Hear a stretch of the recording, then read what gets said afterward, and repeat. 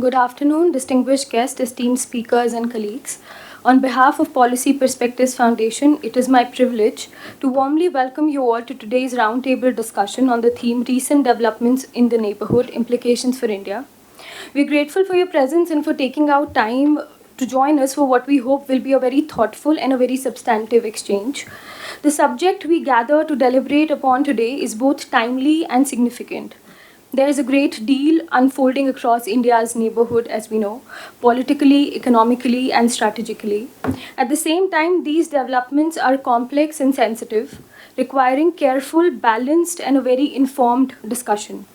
In this context, our focus today is deliberately anchored on understanding the implication for India, its strategic interest, regional engagement in policy responses. The intention is not merely to observe developments, but to also reflect on how they shape India's choices and priorities in an increasingly dynamic regional environment. We have purposely ensured a small group to have a substantive exchange of views. Today's discussion has been structured into two focus sessions.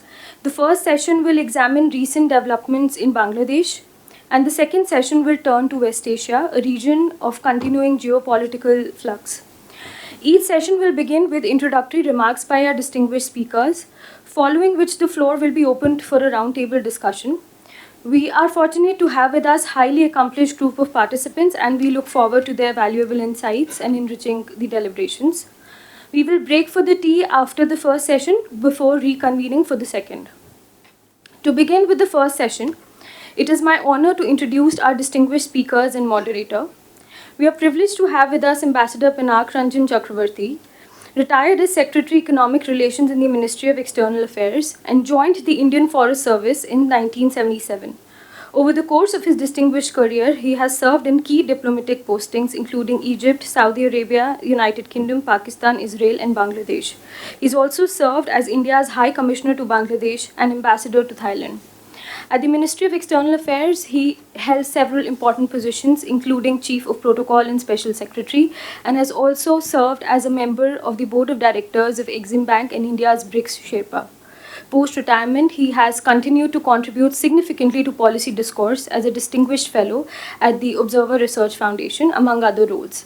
He's a prolific writer with over 190 published articles with several book chapters and is the author of Transformation, Emergence of Bangladesh and Evolution in India-Bangladesh Ties. Welcome you, sir. We also have with us Professor Ajay Behra. Professor Behra is Professor and Director at the MMAJ Academy of International Studies, Jamia Millia Islamia. He has held several academic and research positions, including at the Center for Policy Research and the Institute for Defense Studies and Analysis. A recipient of the Kodikara Fellowship, he has also been a visiting fellow at the University of Illinois and the Brookings Institution. His work spans critical areas of security and development in South Asia, and he has authored and edited several important publications in the field.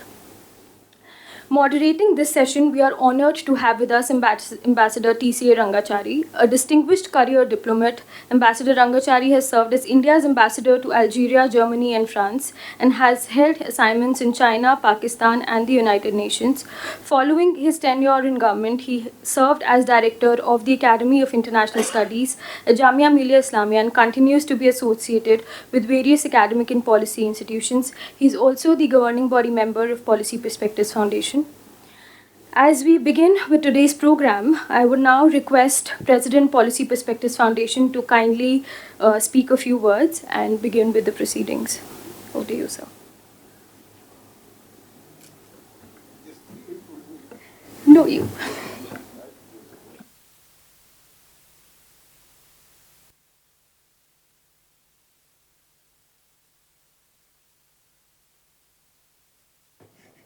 नहीं घंटे में जाते हैं there is some problem. Hello, ये नहीं चल रहा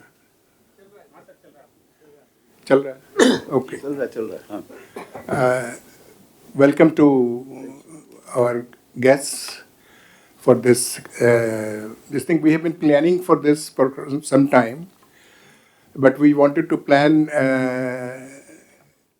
a slightly different. We do talk about the war, but our main worry is that what is it going to do to India as a whole? So it is a question of understanding first what is happening in our neighborhood, and the way we can hope to avoid sort of disruption of our present growth rate and peacefulness. The area that worries us is that earlier we used to train or treat uh, the entire region as something in which India is loved and liked, except for a few. But we have seen that over the years, our this thing is going down, and we are facing more and more difficulty in this thing. What is it? What is the reason for that? Because if there is some deficit in our thinking or our approach, or what? So that is why we would take this conferences, discussions. There are two sessions. One session will discuss Bangladesh, and second is the Iran-based problem that is happening, because that affects our economic, should I say, economic. What is the term without creating anybody's this thing? The whether the getting Iranian sort of this thing wood, or the Chinese, or sorry, the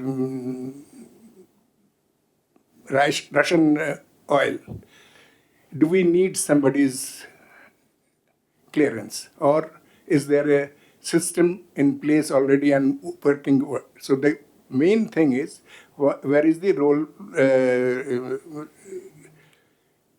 system that was in place? Is that working? Is that going to work in future, or we have to think in a different way?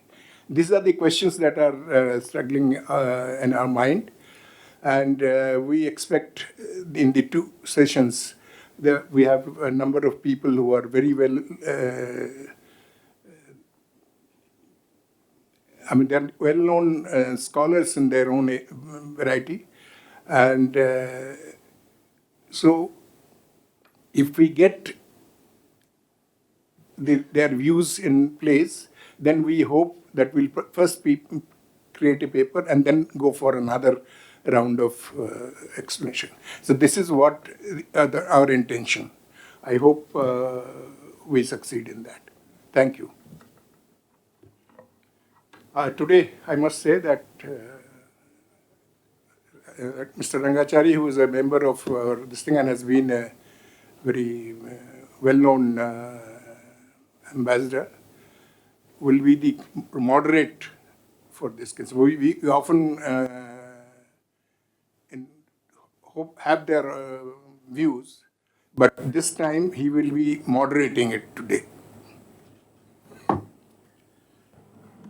Thank you. Thank you very much for those words. Yes, one of the disadvantages of being a moderator is you can't speak too much.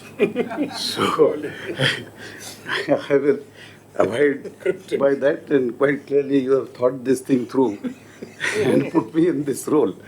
Well, welcome to all of you, and I'm delighted that you mentioned that there would be a balanced and informed discussion, and you couldn't have found two better speakers than Ambassador Pinak Chakravarti and Professor Behra on both these points. And of course, I'm very reassured by your saying that we'll have further sessions because we have more than one neighbor. So Next time around, perhaps we'll look to the north and south, and maybe, if you're so inclined, also to the west. Uh, I don't think I need to introduce either of the participants. That has already been done. We have shortage of time because we are supposed to finish this session in about an hour's time. So what, 10 minutes, 15 minutes, how much would you like to speak? Then Q&A करना है? To how many? 10 minutes, 15 minutes? 20, 40. Okay, okay. So both our distinguished participants are Let him okay. speak for 15, I'll speak for 10. Okay, we will target 20 minutes each, but that doesn't prevent either of them to speak for a lesser period of time and then open up the discussion for Q&A. Please, Vinayak, floor is all yours. Yeah. Thank you, sir, for having me here today. I see that the poster says developments in the neighborhood. Now, I think all of you know that the neighborhood has always occupied a very special niche in our foreign policy.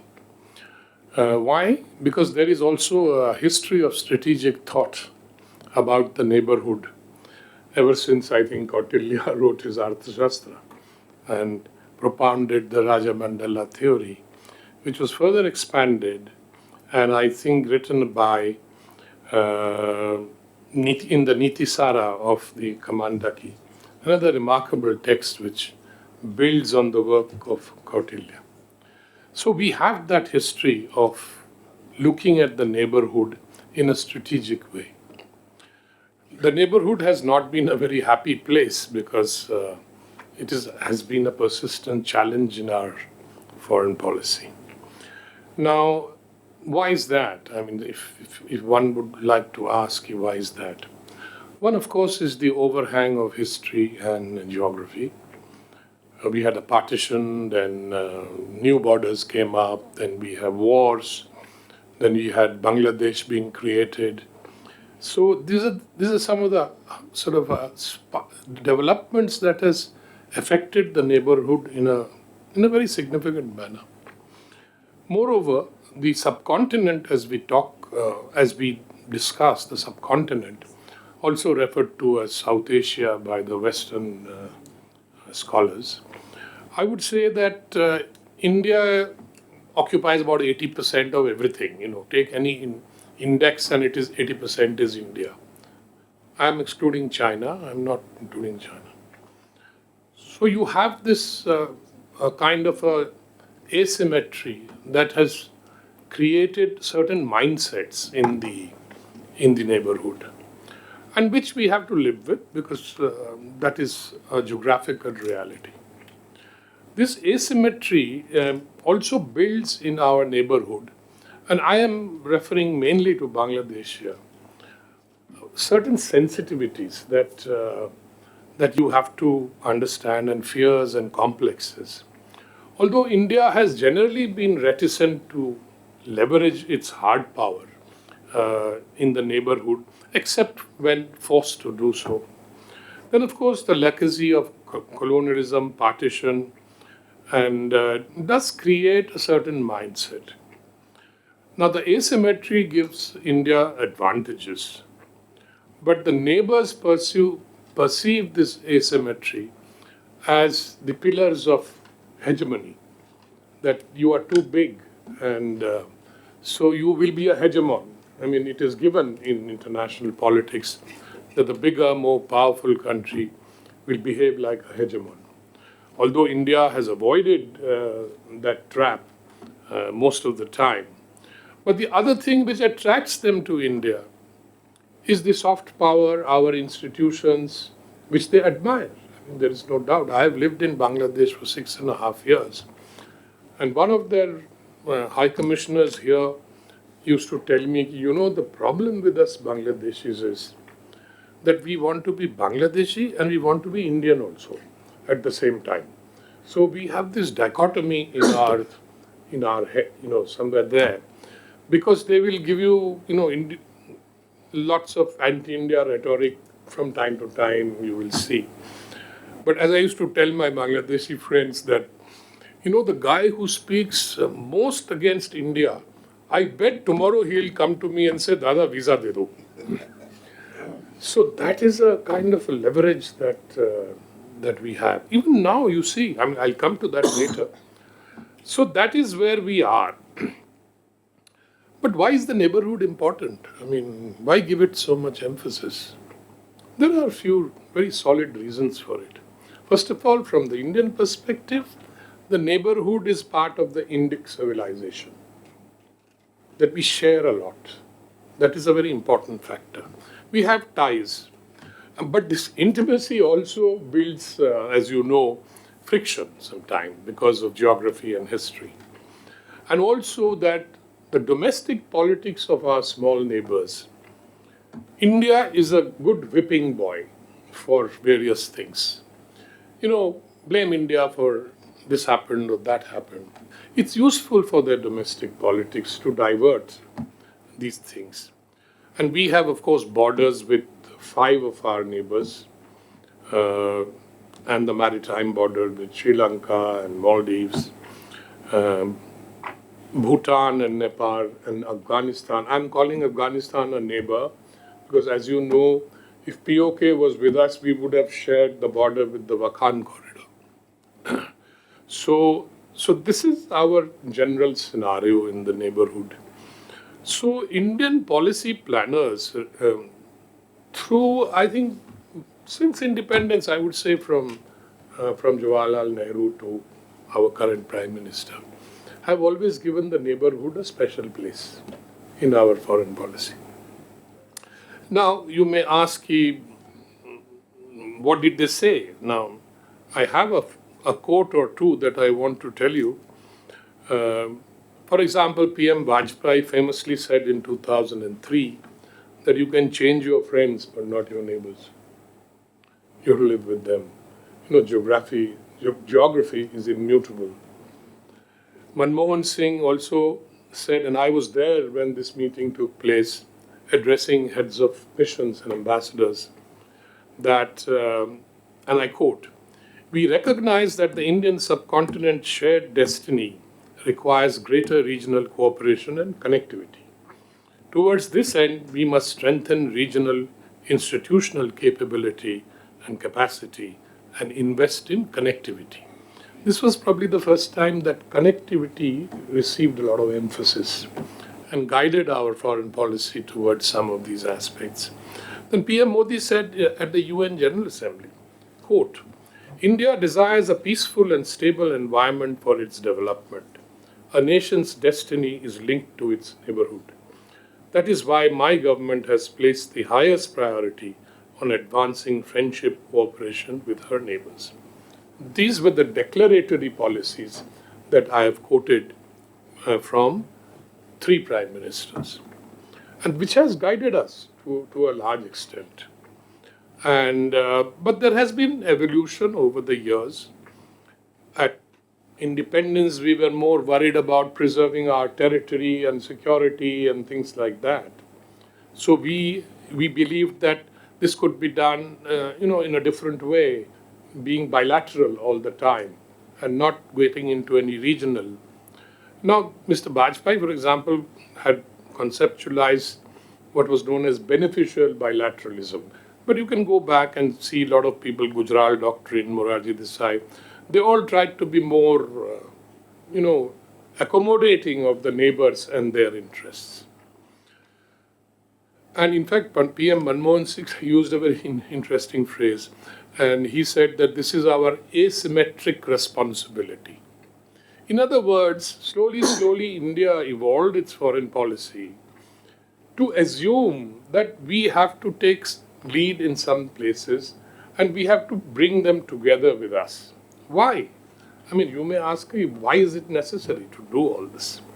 Because we have always felt that the primary goal of our foreign and national policy is development, is to make India a prosperous, developed country. In other words, dealing with all our problems of poverty, illiteracy. To do that, you need a peaceful periphery. Now, I will point out a few examples empirical ones, which will tell you why we have reached that conclusion. Take Europe, for example. After so many wars, Europe became peaceful, they got interconnected, and they became one of the biggest powers and economy in the world. Any other region you take, like take NAFTA, for example, or you take Mercosur, these regional groupings have prospered because they set aside their problems and said, we will discuss it, but let us get on with connectivity and the economic growth. The benefits of regional cooperation are obvious, but as is the fact that creating structures for regional cooperation are very challenging, because those structures sometimes are subverted by some countries when it doesn't suit their national interest.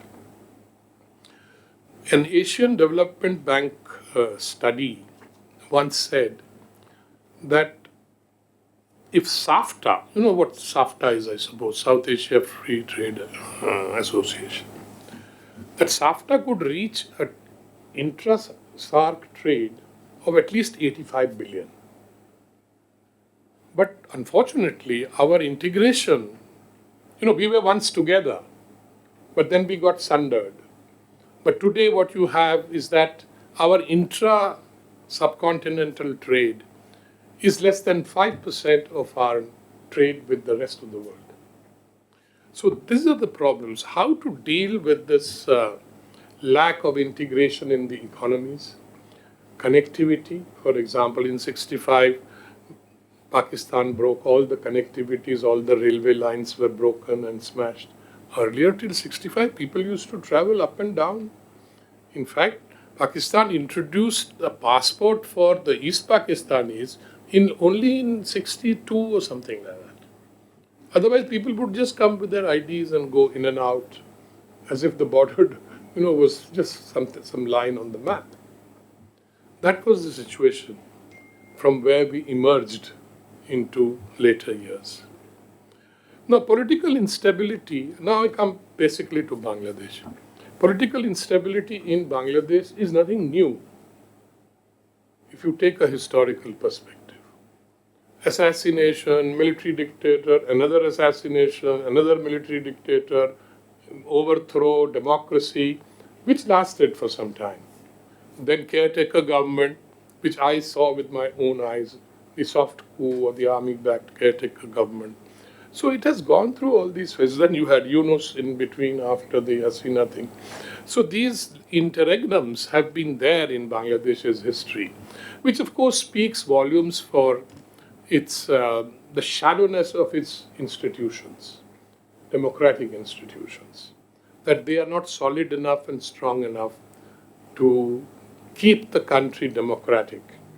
And you have these interventions by the army sometimes or somebody else. Because basically, a disturbed neighborhood prevents us from pursuing the real problems. Development priorities, terrorism, religious radicalism, illegal migration, etc., environmental degradation, and all this. Bangladesh, by the way, is our third largest neighbor. And the country with which we share the largest border. When you look at the map and you think, one tends to think that China is maybe the largest border. It's not. It's Bangladesh which is the largest border, thanks to a man, a moron called Radcliffe, who sat on a map and just drew like that. And so these are the geographical realities. We have 4,096 is the kilometer, which is more than the border with China or any other border. And I think Bangladesh has about 240 kilometers with Myanmar. These are the only two. These geographical realities create policy incentives on both sides, I think, how to deal with these geographical realities. 54 rivers flow from India into Bangladesh. So once the geography was divided, these problems arose. as to how to deal with them. Then mindsets, I think partition legacy is a strong legacy because it created the problem of identity. Who am I? I've become a Pakistani, but who is a Pakistani? Where did he come from? What was he before? Similarly with the Bangladeshis. And they still continue to suffer from them identity. Pakistan tried to solve it by saying, no, we are Arabs and Persians, etc. Which of course didn't work because but the Arabs and Persians still want to listen to Bollywood songs. So they still have that problem. And so the Islamic identity becomes a very important factor in the overall identity. Although Bangladeshis are different from the Pakistanis in many ways, and that's why they separated. Because in Bangladesh, you have both the Bengali cultural identity and the language was a major factor. It was a start of their struggle for independence, and the Islamic factor, and the radicalization and Islamization, which began long back during, soon after independence, even Mujibur Rahman, started a few things which one would call the start of Islamization, which was carried through by Zia, who said, look, are we Bengalis or are we Bangladeshis? So the identity problem continued from that time. But, you can't just discard, your cultural and other things. The root cause, the root or the pillar of your freedom movement was the Bengali language, which started off the freedom movement. Jinnah made that mistake on his only visit to Dhaka. In Dhaka University, he said that Bengali kuch nahi hoga, Urdu hi rahega language. Everybody has to speak Urdu. Bas, shuru ho gaya usse. And that is how it started, the language movement, which they still celebrate as a very major thing. And people died in that movement. So that's how it started. The language movement actually started in 1952. So you have this kind of a scenario in which one has to do. We have to factor all this in while dealing with these countries.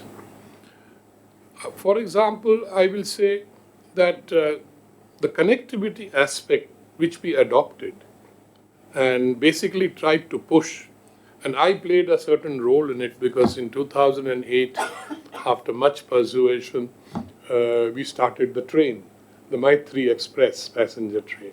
Then there were other trains and buses, and Mr. Bajpayee's time we started the bus, Dhaka-Calcutta bus.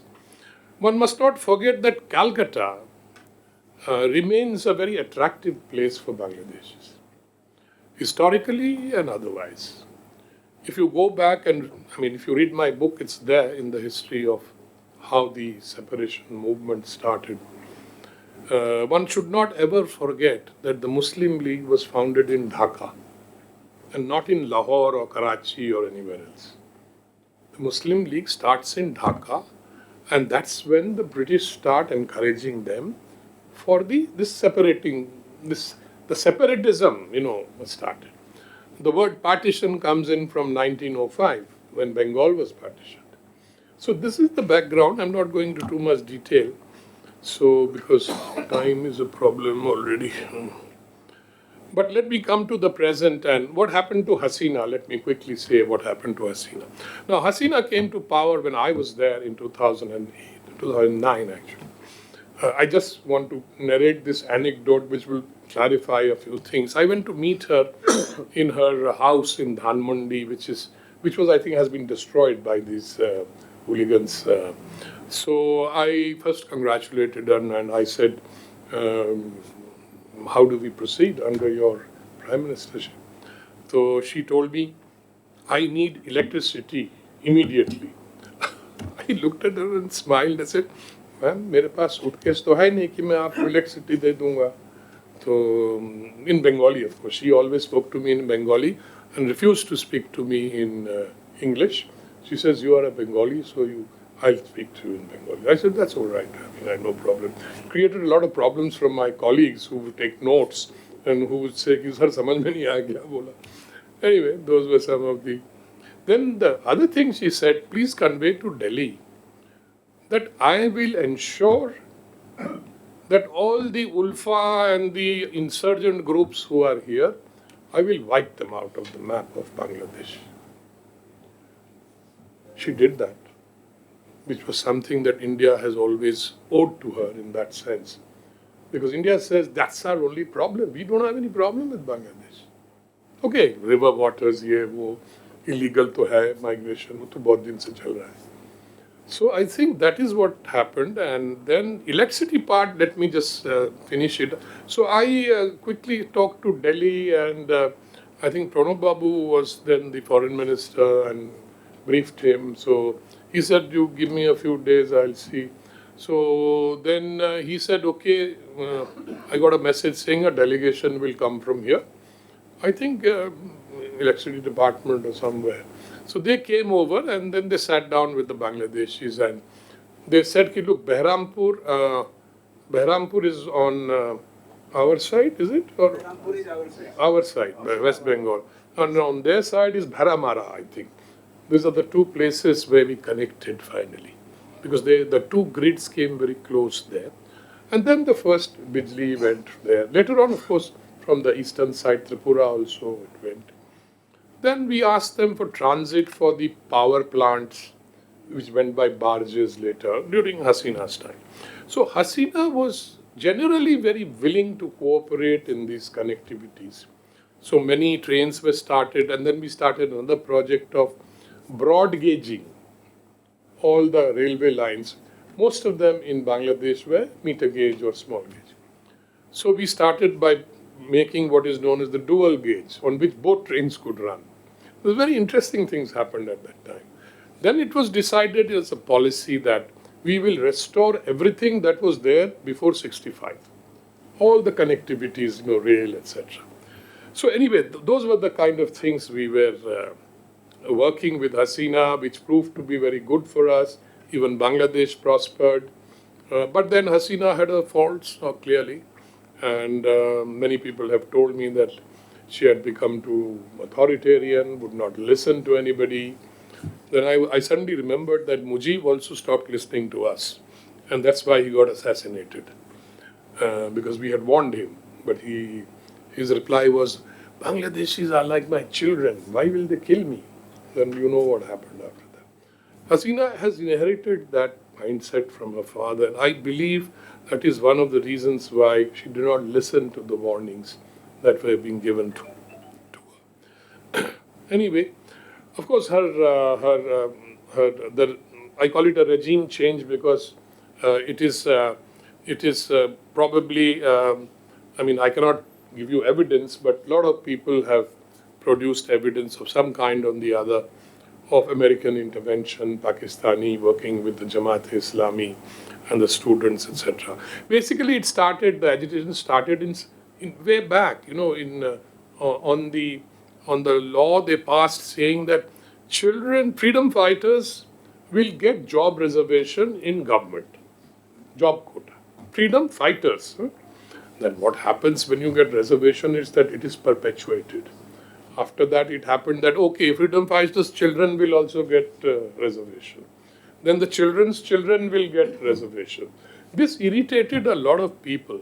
And then there was this huge racket of, somehow getting a certificate saying you are a freedom fighter's son. So this became a patronage for the political class. Not just Hasina, but the others also. It became a patronage system.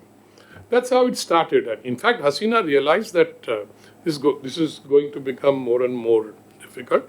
So she abolished this. But those who had the beneficiaries, they went to court. So the High Court stayed it. Hasina appealed to the Supreme Court. Supreme Court abolished it. 7% quota only will be there for women, for minorities, and for disabled people. That's it. The agitation should have stopped, but it didn't. Because by then, the external actors had become very active. And one of there are several tools of regime change we all know. One is like Maduro, go and pick him up and throw him out.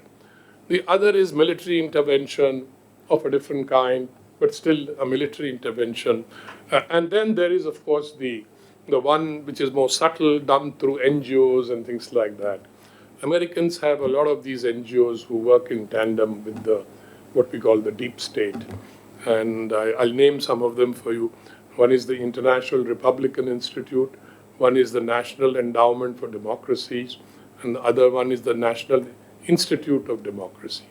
These, of course, in their website, you can visit them and they say, they are promoting democracy and human rights all over the world. That's the, facade. So that's how it happened. And Hasina also went public saying the Americans wanted St. Martin's Island to build some military facility to watch Myanmar and China. She refused. And then the gentleman who had proposed it to her said that, if you give it to us, we will not disturb you. She went on record. It's in public domain. Anyway, so that's what happened. And then we had Yunus, Professor Yunus, who I know very well, and I used to meet him. He is an American stooge. Let's make no mistake about it. And he is very close to the Americans, particularly to the Clintons. Sorry, I'll just finish up.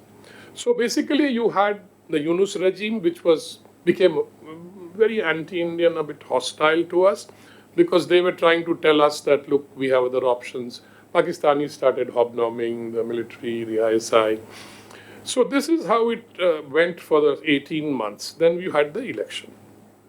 Probably that's the only good thing they did, that to have the election. But of course, the Awami League was banned. So it was not a fair and election. It was flawed. You ban the biggest party. Somebody in Bangladesh asked me, I said, what will happen if somebody bans the BJP or the Congress in India, and then you say we are a great democracy? That doesn't work like that. They understand that, but then it's about power, because BNP felt that this would help them get power. And they are the greatest beneficiaries of all this, because they now have 2/3 majority. So anyway, the economic slowed down, and it went down very badly. But now I think India basically said, look, to the Yunus regime, we basically said, normal things will keep on going, but we reduced the visa, because that was something we took because they attacked our visa centers.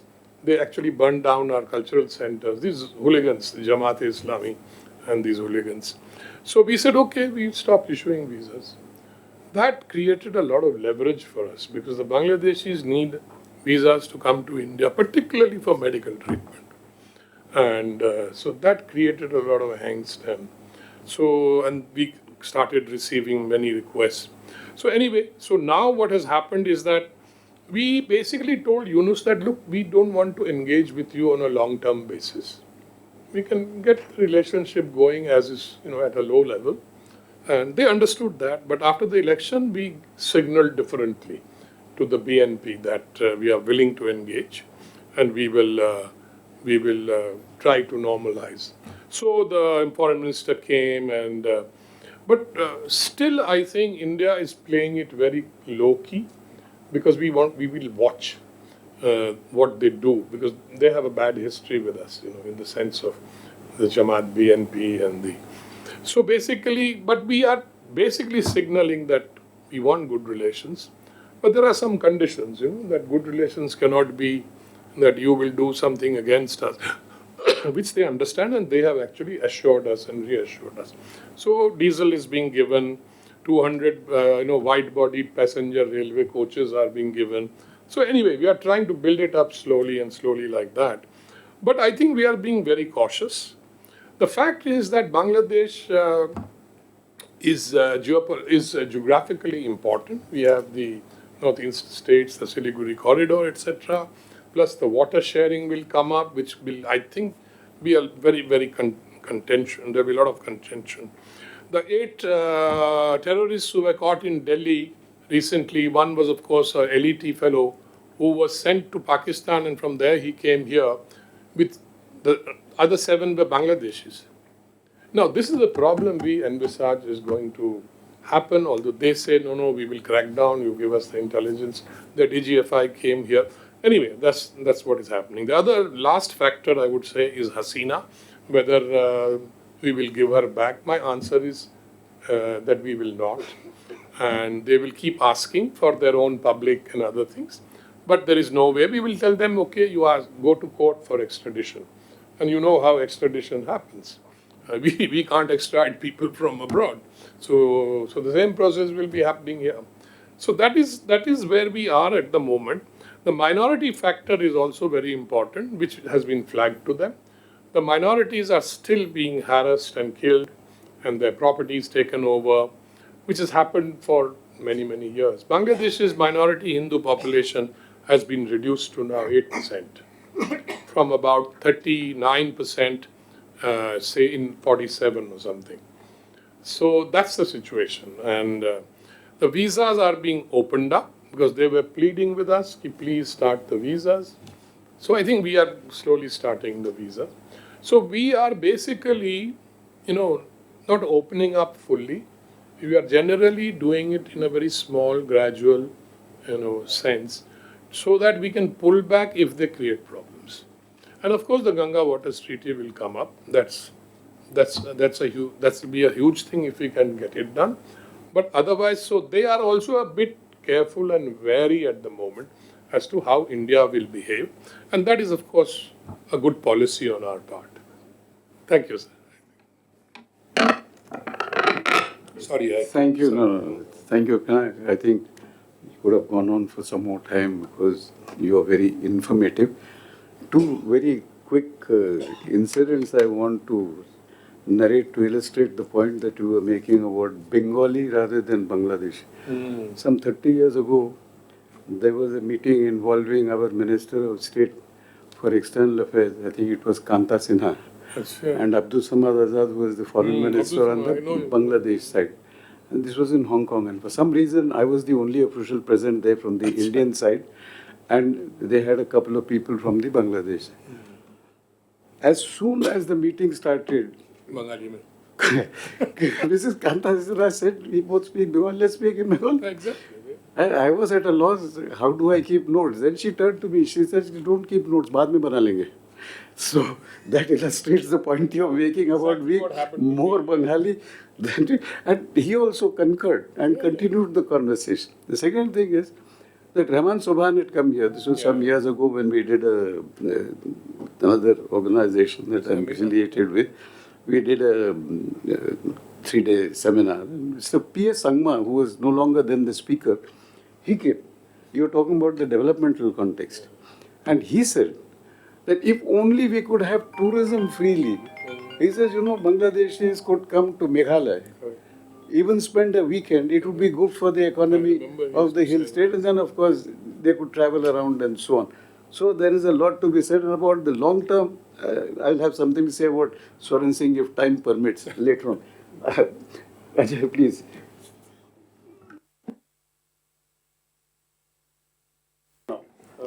Thank you. I hope I can just limit myself to 10 minutes.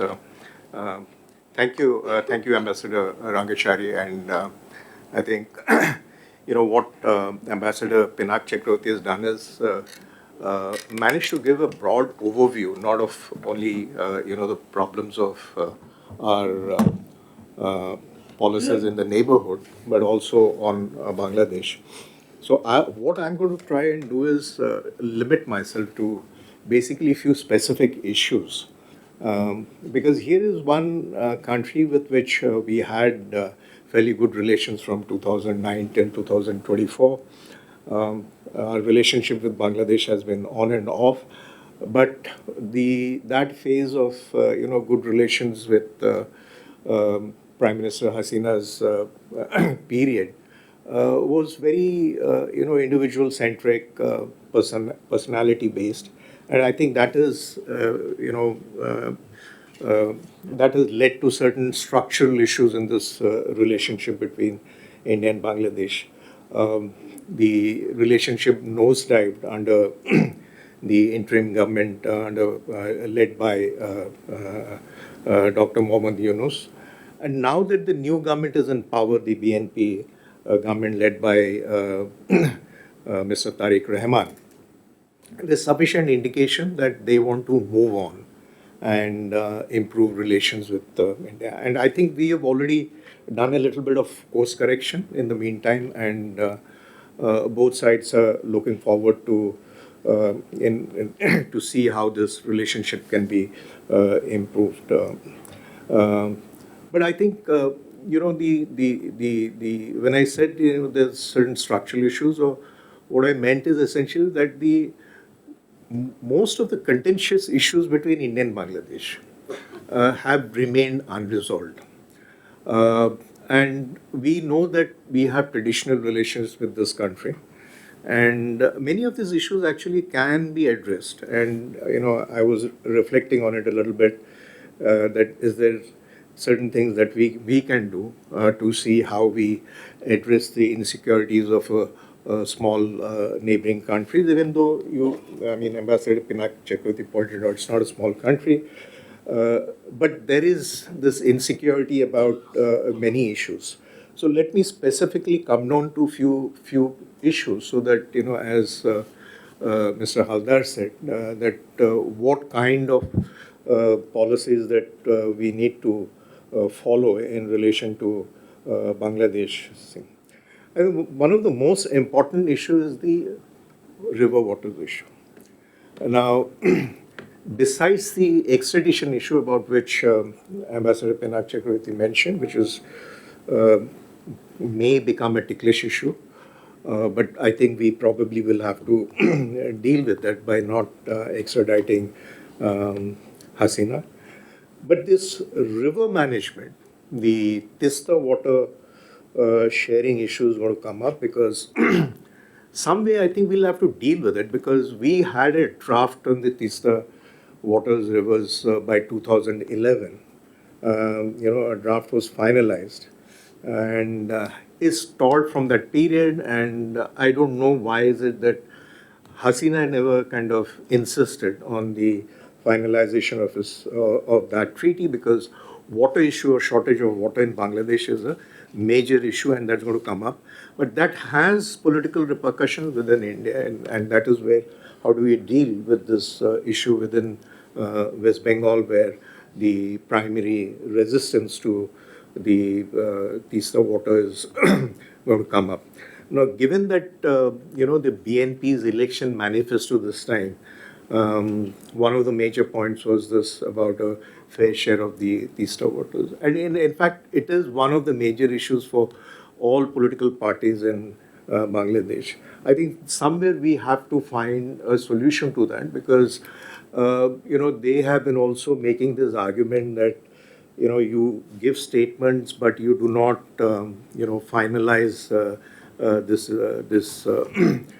issue. So this is probably going to become a ticklish issue if we do not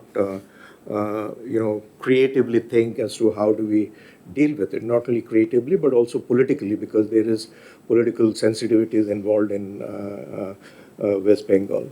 The second issue is, the border issue, that there is still the strong sentiment within Bangladesh that the border management has not been correct. There's been too many Bangladeshis who have been killed at the border, and the data shows that between 2001 and 2010, and this is data I picked up from the Hindu newspaper only, 1,000 Bangladeshis have been killed by the BSF.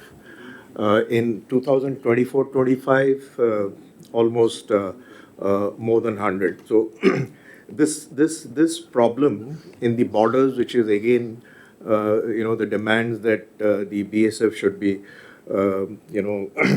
much more reticent or find ways of dealing with the whatever illegal immigration, the smuggling and all that takes place in a manner in which is not very coercive. Because as long as the killings happen, there will always be this flare up within Bangladesh. The media is going to pick it up and talk about the the big brother attitude and India's way of dealing with Bangladeshis or the related to that is also the Rohingya issue, which has unfortunately does not get much of attention, and Bangladesh itself is hosting about 1 million Rohingya refugees in Bangladesh. And our policy, which is also not kind of gelled with Bangladesh, so pushing Rohingyas into Bangladesh. So this is something which also is going to be a contentious issue between the two countries as to what kind of policy, which has to be as per international law, how do we deal with the Rohingya issue. So, ending the border killings, respecting human rights, all these will become important at some stage. It's just the beginning of this relationship with the new regime in power in Dhaka. So, the third issue is about the economy. And this is where we also have to see, because the problem is of the trade imbalance. The trade imbalance is very significant. The data I have is that India's exports to Bangladesh is about $11 billion, and Bangladesh imports about 1.8. So the trade deficit is about $9.2 billion between these two countries. So they constantly ask us, how do you change this structural imbalance? And I'm sure it's not an easy issue to deal with, because uh, there isn't that kind of a trade basket that Bangladesh has to sell goods to India. But some of the other issues in terms of the trade relationship, by providing greater market access to Bangladesh, or investment in their infrastructure. And one of the demands, and I think on which we have been working, is on energy cooperation. That's something which is a very, very specific thing that we can do, because a lot of these issues also related to the influence of China in Bangladesh, because that's something that's again going to come up, that we would want to see the limits to the footprint of China in Bangladesh. Unless we are really engaged with Bangladesh, we'll find that the Chinese footprint will keep increasing. So one of the ways of dealing with that would be to kind of look at us to be a complementary to China's involvement in Bangladesh. We cannot be a competitor to China. And this is a realization I think we should have about, China's greater economic heft, and which is actually probably beneficial to all the smaller countries, and then they'll look forward to it, as long as they're not caught up in a debt trap. So what that leaves us with is that we can only think in terms of being complementary, which still allows us a foothold, rather than being considered as a competitor to China, as an alternative to China. That still allows us to keep ourselves involved in China. And I think I'll just take one more minute, Mr. Rangachari, to say a few things, so that my 10 minutes will be over. And in the last few years, I think what has happened is that we have not created stakes within Bangladesh. Our state-to-state relationship, or the relationship with Sheikh Hasina, has kind of not allowed that people-to-people contact, which Ambassador Pinak Chakravarti also mentioned, to flower or increase. We have to think of ways in which people-to-people contacts is increased by giving more visas, scholarships, And one of the important issues is medical tourism. And I don't know if we still continue to give them visas, as many visas as we used to give them for medical tourism, or it has gone down because there is a substantial dependence of the Bangladeshis on, because they cannot go to Singapore and all for expensive treatment. I mean, India is the only country which suits them. So that's one thing. And finally, I mean, some kind of you know people to people contacts, dialogues between think tanks, which should make us get a direct input from what the civil society is thinking, what the media is thinking, because this also then needs to be a change in the optics, how we perceive that country and how that country perceives us. And that only can happen if there is a greater degree of civil society interaction, and in which I would advocate, a greater degree of, some kind of dialogues between the think tanks between in Bangladesh and India. So those are few points. I think I've taken more than 10 minutes. Thank you very much. Just a few suggestions that I thought I will put on the table. Thank you, Professor Behra, and my apologies for being unfair to you because you're used to normally 1 hour classes. So 10 minutes is, it's a big punishment for you. My apologies. Now, let's open up the floor since we have about 15 minutes to go. I have 2 requests of all of you. One is, since these proceedings are being recorded, please identify yourself. And number 2, if you're asking a question, please be brief so that as many people as possible have a chance to answer the question. Please, go ahead. Yeah. I'm Sanjeev Tripathi, retired civil servant, I'll say. As Mr. Haldad mentioned in the beginning itself, he commented that India was loved and liked earlier in the neighborhood, but not anymore. And it's a very, very serious thing which we must introspect. Although the subject is on recent developments in the neighborhood, but we are focusing on Bangladesh. But there are 2 or 3 things which are common to the entire neighborhood, particularly keeping in view the recent elections in Nepal and Myanmar also. So there is a need to recalibrate our approach to our neighbors. One thing which is common concern of all these neighboring countries and India is, number one, the feeling in those countries regarding our big brother attitude and our open interference in their internal affairs. Whatever we may say that whatever we do it keeping their interest in mind, but they are sovereign countries, and we have to keep that in mind. There has to be clear-cut distinction what we need to do overtly and what we need to do covertly.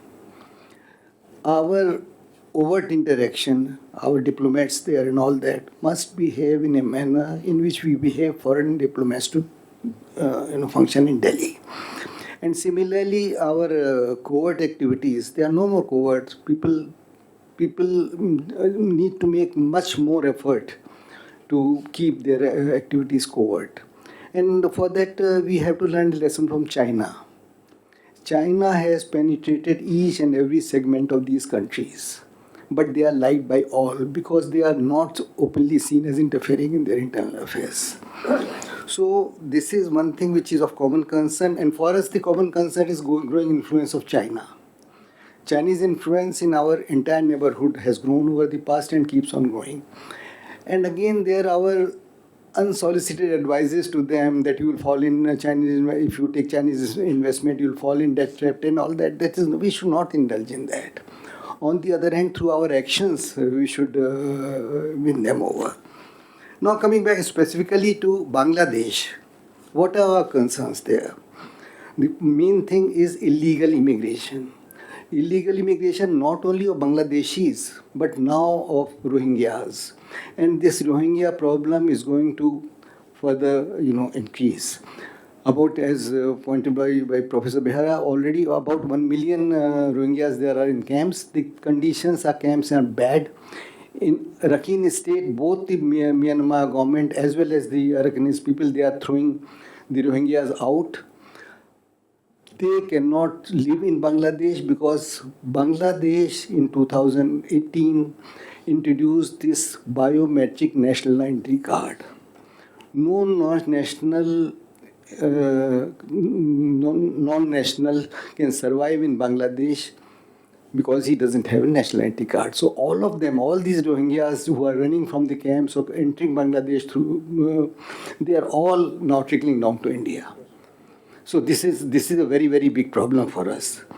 What is Bangladesh is concerned, this as Tista River water sharing dispute, these talks are going on for ages, but no progress has been made. So this is a thing of concern which we need to address. These two things I will say, and from India's point of view, firstly, Tista water sharing dispute has to be settled from Bangladesh's point of view. From our point of view, other concern is our security concerns. Now we feel it's quite possible that Bangladesh may be used by militant groups in the northeast, by ISI, by Pakistan for their operations, or for even radical Islamist elements. We have to be very careful about that, and that is the one point which need to address. As far as this illegal immigration is concerned, this problem is going on for a very long time, and we have not done anything to solve it. Yeah, just I will finish in a legal manner. Now, what is need to be done? It has to be solved in an internationally acceptable legal manner. Throwing them out, seeing every day and doing nothing is not a problem, not a solution. Firstly, we have to develop a domestic refugee law, clearly distinguishing between illegal immigrant and a refugee, legal distinction between the two. Then bilateral agreement with Bangladesh to take back their illegal nationals, their nationals living illegally in the other country. I mean, every country will sign this agreement that if they are living illegally here, so that is one thing. And moreover, giving national biometric identity card to Indian nationals. I don't know whether every neighboring country has given it. Nepal has also completed the process. All their nationals have biometric national identity card. But in India, although we passed the law in 2005, 21 years have passed and we are not given. Then how will this distinguish? So that is one important thing. So, but in the end, I will also say that we need to take follow-up action. We sign agreement, we pass law, but we do not take follow-up action. 1985 Assam Accord, no follow-up action. CA 2005, National Identity Card, nothing done in that regard.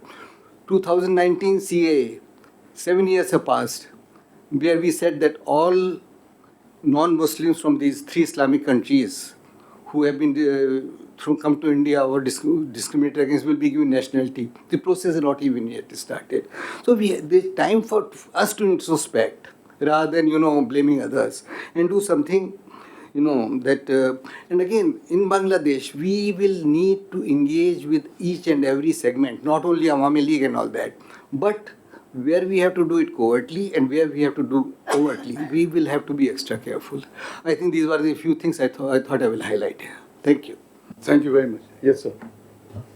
My name is Shantanu Mukherjee, and I've been pursuing Bangladesh for the last several years.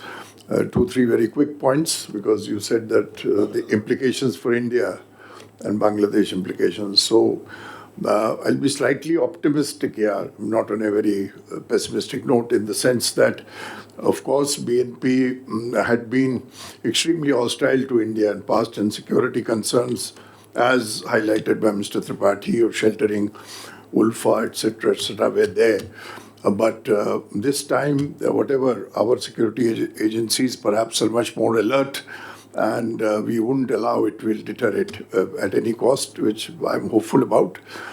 Still, we cannot lower our guards. The other implication is that in the recently held elections, we find that Jamaat has done exceedingly well, bagging 77 seats. And if you analyze, you find that most of the victors have come from the bordering places, bordering. And as Ambassador Chakrabarti said, that the largest border between India and Bangladesh is so many, 4,000 plus kilometers. So we have to be very alert about that. Between BNP and Jamaat, they had partnered in governance on previous two occasions. And the last one, when Begum Khalida was there, we saw the worst of. But this time, going by the indications under Tariq after the regime change, what Yunus had done very extensive and irreparable damage of making very hostile the relations between India and Bangladesh. And I noticed from 12th February onwards, ever since Tariq has taken place, in his campaigning, he had not touched India, he had not criticized India, and ever since he has assumed power also. So these things to be taken noted of instead of dismissing it. At the same time, very recently, we found that on the Genocide Day, which was 25th of last month, he criticized Pakistan also for having committed mass slaughter and everything.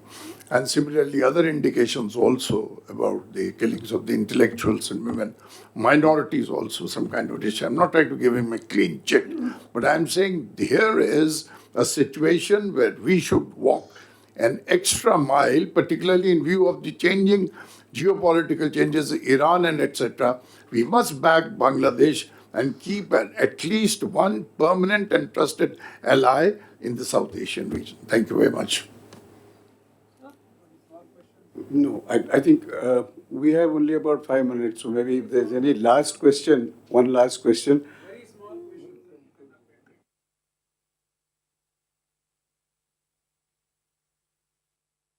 Manoj Kumar Lal, I am a retired police officer. Very small question.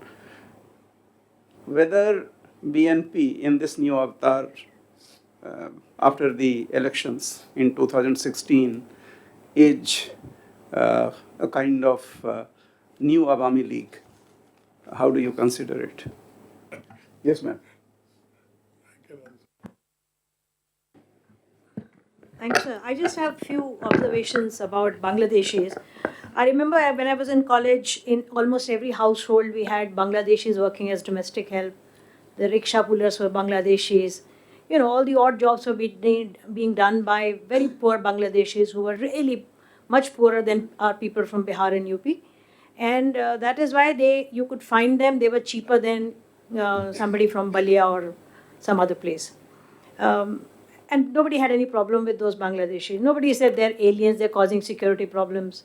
And as the domestic politics changed, and as the domestic politics in Bangladesh also changed, we started, I think, when I say we, it doesn't mean we people, we started seeing, problems with this group of people who were really poor, and we also started demonizing them. I think that is where the problem started, when we started demonizing our neighbors who were very poor. Yes, I'm a police officer myself, and I've seen that from the other side also.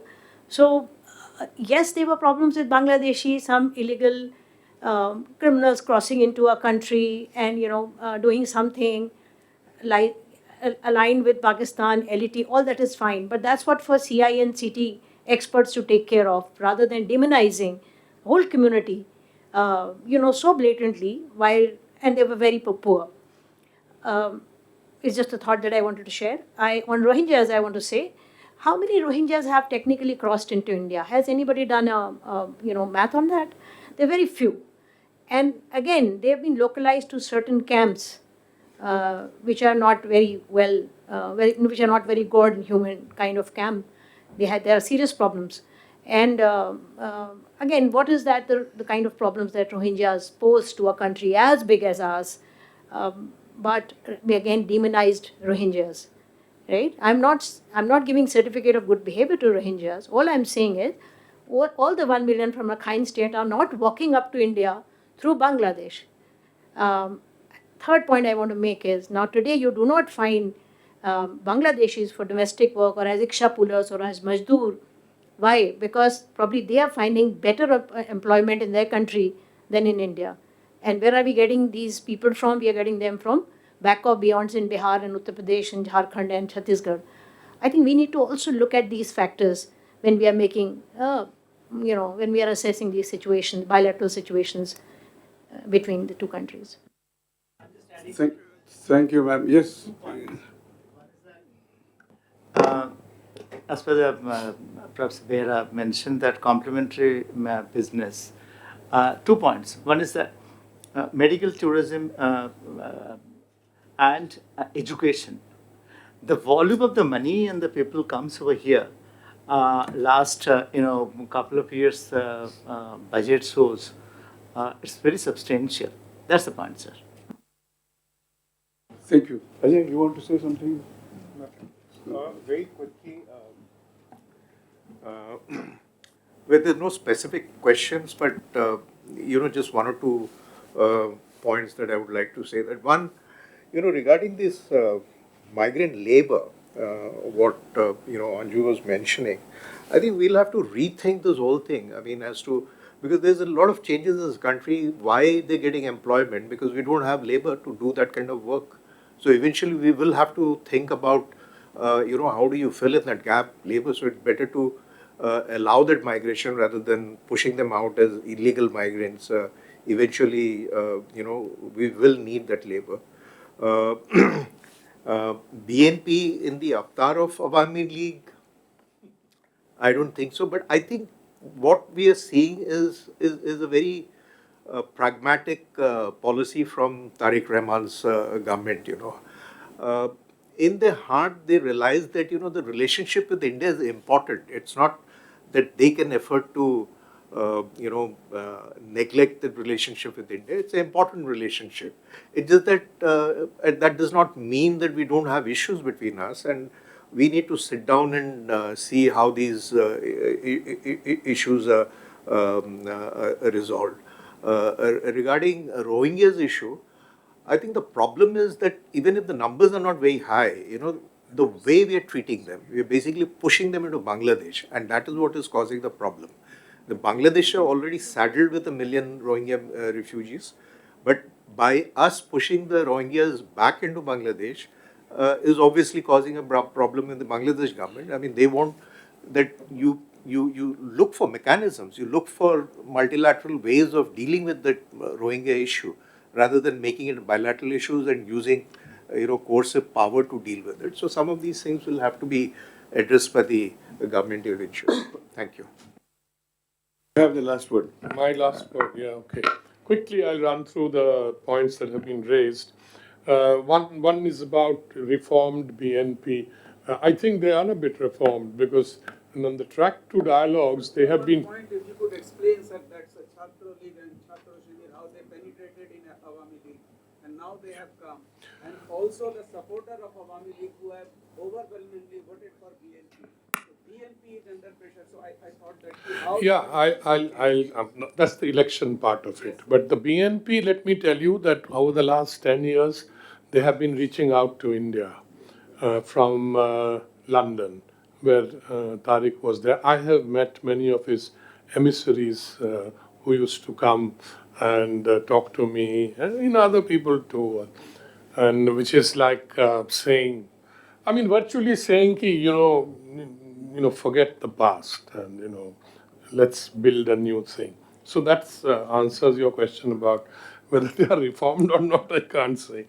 But somebody mentioned about, I think Professor, you mentioned about, a lot of pending issues. I want to mention that the border issue and the maritime border issues was resolved, and I was, personally involved in all that. Yeah, there's lots of things. Then, of course, in the connectivity part, I mentioned the electricity, but then we said energy. We built a pipeline, as you know, from Numaligarh refinery into Parbatipur, which supplies diesel to them. Without diesel, their whole communication, boats and all will stop. So we have maintained those connectivities and trying to convey that, look, we don't want to harm you. That's the thing. So this is something we have been doing for many, many years. The trade imbalance, they whine a lot about it, they shout, but today they are less vocal because we gave them duty-free entry in 2011. So their trade will, but don't please talk about balancing trade. Does India balance trade with China? So that is only a rhetorical talking point, that we must have balanced trade. What do you mean by balanced trade? Of course, that's what I'm saying. But on China, they generally don't shout because they feel that China is a good balancer of India and they get a lot of money. China does things in a different way, which we can't. China buys up every minister in every country. And, I'm sorry, we diplomats are not equipped to do that, but the Chinese are. So it's an unequal battle with China, apart from the fact that they are now a big power and things like that. The border, there is a lot of hue and cry about somebody getting shot at the border, and I used to face it very often. I said, can you explain to me why these 5 guys were cutting the fence at 3 o'clock in the morning? Why weren't they asleep in their houses? What were you guys doing? Why couldn't you stop them? And then they laugh and they say, कि दादा को तो पता ही है क्या कर रहे थे. मैंने कहा, they are all smugglers, part of your criminal mafia along the border. By the way, somebody talked about Jamaat-e-Islami. Indeed, it's a very important thing that along the West Bengal border, with a little gap somewhere on up to the north about Rajshahi, the Jamaatis have won all the seats. Now, clearly, there is an anti-India feeling in those quarters. One of the reasons is that most of the refugees who went from India settled there. Plus, the smuggling mafia controls that much of that border, and they pay everybody off, and so that is one reason, which is there. I'm afraid when I talked about asymmetry, I meant that these things will happen. We have to take it into account. Cattle smuggling. I once asked a very senior minister in the Indian government, why can't we legalize it? कहता नहीं नहीं वो नहीं कर सकते. You see, live cattle is still banned under our exim policy. Once I met Buddhadev Bhattacharya, who told me, can you do something and tell Delhi that we will open slaughterhouses in West Bengal and sell the meat to the Bangladeshis? तो मैंने बोला वो राजी होंगे? तो कहता no, I'm joking. Obviously they won't agree. So that's the kind of debate that has gone on. And the medical visa, of course, is very important. 2.5 million Bangladeshis used to get visas. 2.5 million. They are the largest visitors to India. And obviously they came for some things that they needed, medical, education, family. There are a lot of families visits and things like that. So the energy has become a major factor now. During the Yunus regime, we were all thinking that maybe he'll stop, this energy, but he didn't touch it. He only carried on a debate about the price is too high and stuff like that.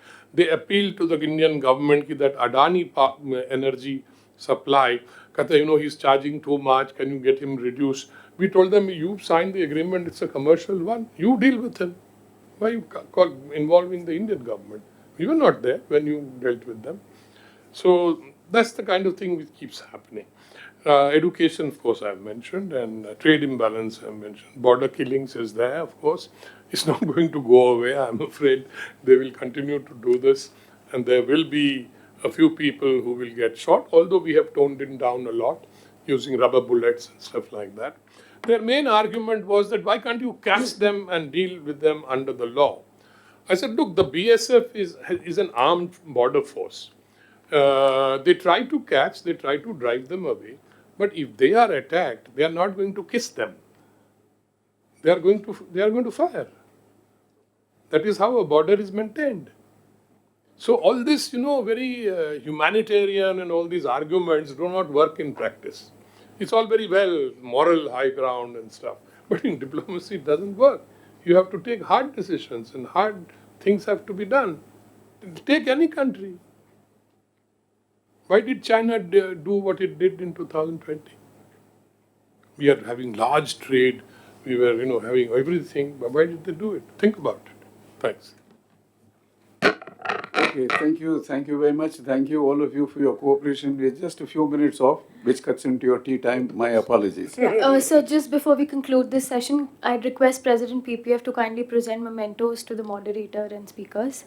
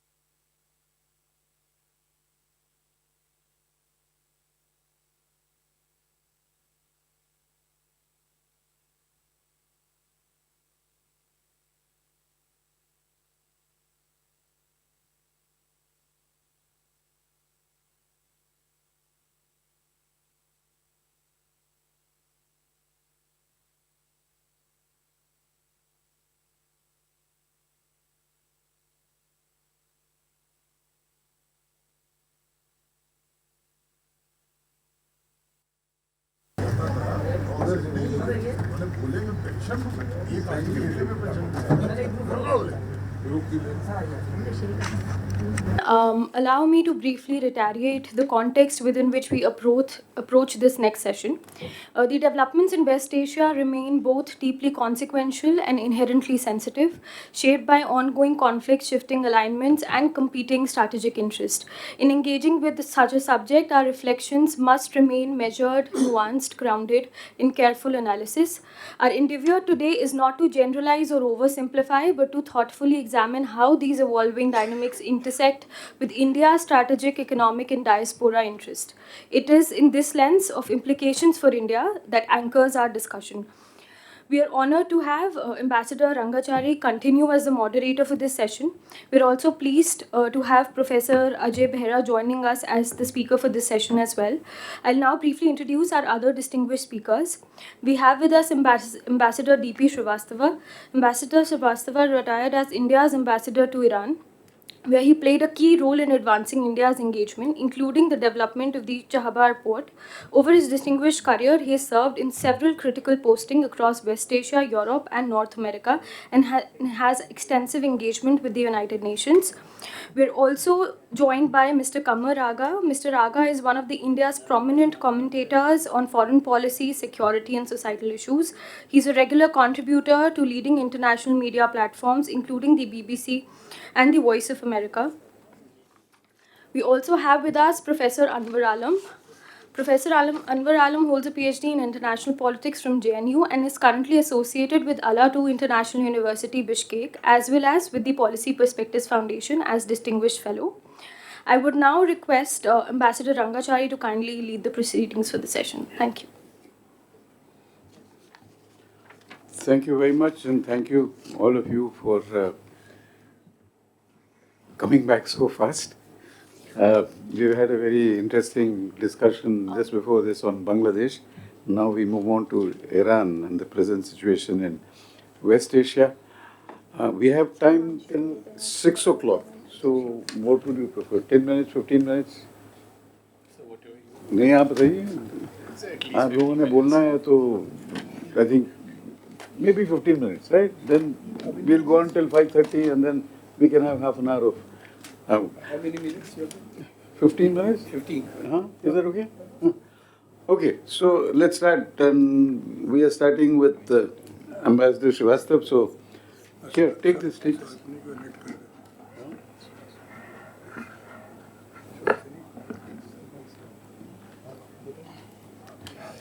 Yes. No.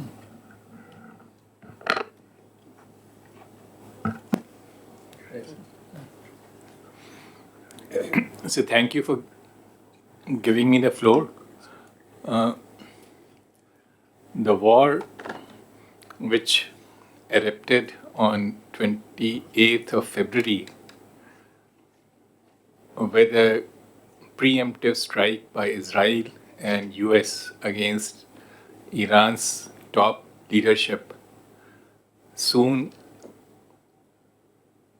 engulfed the entire Gulf. And this was not something which could not have been anticipated. Iran had warned that in case it is attacked, it will retaliate against Israel and US bases in self-defense. This was communicated to the United Nations. The war has resulted in disruption of oil supplies through Hormuz Strait, which carries something like 20% of international oil exports. It also carries an equal percentage of the LNG. Now, if you look at it in historical perspective, this dwarfs the second oil price shock. The second oil price shock started in 1979 after the Iranian Revolution and Soviet intervention in Gulf and the seizure of Holy Mosque in Mecca. That removed something like 10%. It was 5 million barrel per day of oil production from the international market. The total consumption around that time was 50 million, about 10% was removed. What the Hormuz Strait accounts for 20%. It's the double that amount. And this is reinforced by the fact that this time LNG, which has emerged as a clean fuel, and in many of the advanced economies, it plays a major role in power generation. That was also disrupted. The war was justified, and is still continues. US continues to justify it, and Israel also, in terms of nuclear issue. This was not the issue. On 26 February, 2 days before the war broke out, Iran had submitted proposals in which it had agreed to lower the enrichment level below 3.67%, which was agreed, which was part of the earlier nuclear deal of 2015 under Obama administration. It had also agreed to dilute the highly enriched uranium and convert it into fuel through an irreversible process. This was mentioned in an interview by al-Busaidi, the Oman's foreign minister, who acted as a mediator in an interview to CBS in Washington a day before the strike took place. So nuclear issue actually was being resolved. In fact, al-Busaidi said that a peace deal was within reach. Now this has been reiterated by two other key sources. IAEA said that after the June strike by US on Iran's nuclear facilities, Iran had not resumed the nuclear program. It was not enriching uranium. And the same thing was mentioned by Tulsi Gabbard, Director DIA, the ultimate intelligence czar, in a testimony to US Congress. She mentioned that Iran was not engaged in, had not restarted the nuclear program. So if nuclear issue is not the reason for this strike, what else? And that was regime change, which was mentioned both by Prime Minister Netanyahu and President Trump in their speeches. The calculation was that, after the protests of December and January, the government was weakened, and an external strike could bring the dissident elements out into in force. This has been shown to be completely untrue, and it has backfired. It has been dropped. Regime change has been dropped from President Trump's later statements. Now, the regional dimension, 9 Arab states had written a letter to President Trump before the war cautioning against military action. They feared they would become the collateral damage, which is exactly what has happened. And in fact, once the strike bombing against Iran intensified, and they were attacks by Iran on which can't be described as collateral damage on Gulf facilities, especially after Israel bombed South Pass. So the Gulf states have suffered. Now, the impact on the global economy, as I mentioned earlier, in terms of energy, the impact dwarfs the second oil price shock. And especially if this conflict persists, the oil prices before the war started, they were around $72 for Brent. $70 for Brent. Indian oil basket was slightly more expensive. Brent reached at one point $116, and today it has now come down, but it is still at $95 or so. It is still way above, almost 40% above the price level before the war, Indian crude oil basket climbed at one point and it stayed at that level for a fairly long spell during the war to $157 a barrel. It was the most expensive crude oil basket. And this tells you about the impact on Indian economy because $1 increase in the price of crude oil, if it is sustained, translates into an increase of 14,000 crore rupees in India's annual oil import bill, roughly a little less than $2 billion. And there has been uh, an increase of something like $50. It was Indian oil basket was a little over $70. Today it is $120. After climbing down from 157, so it is $50 above. So if the tensions continue, this will have a major impact on Indian economy. The oil prices, the IEA announced release of 400 million barrel of oil. This failed to moderate the oil prices. The reason is that the release is in small tranches. That depends on the capacity of the pumps to pump out from the reservoirs.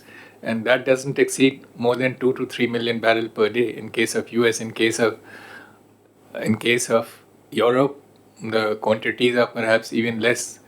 So this 2 to 3 million barrel per day through the IEA release does not compensate for the loss of 20 million barrel.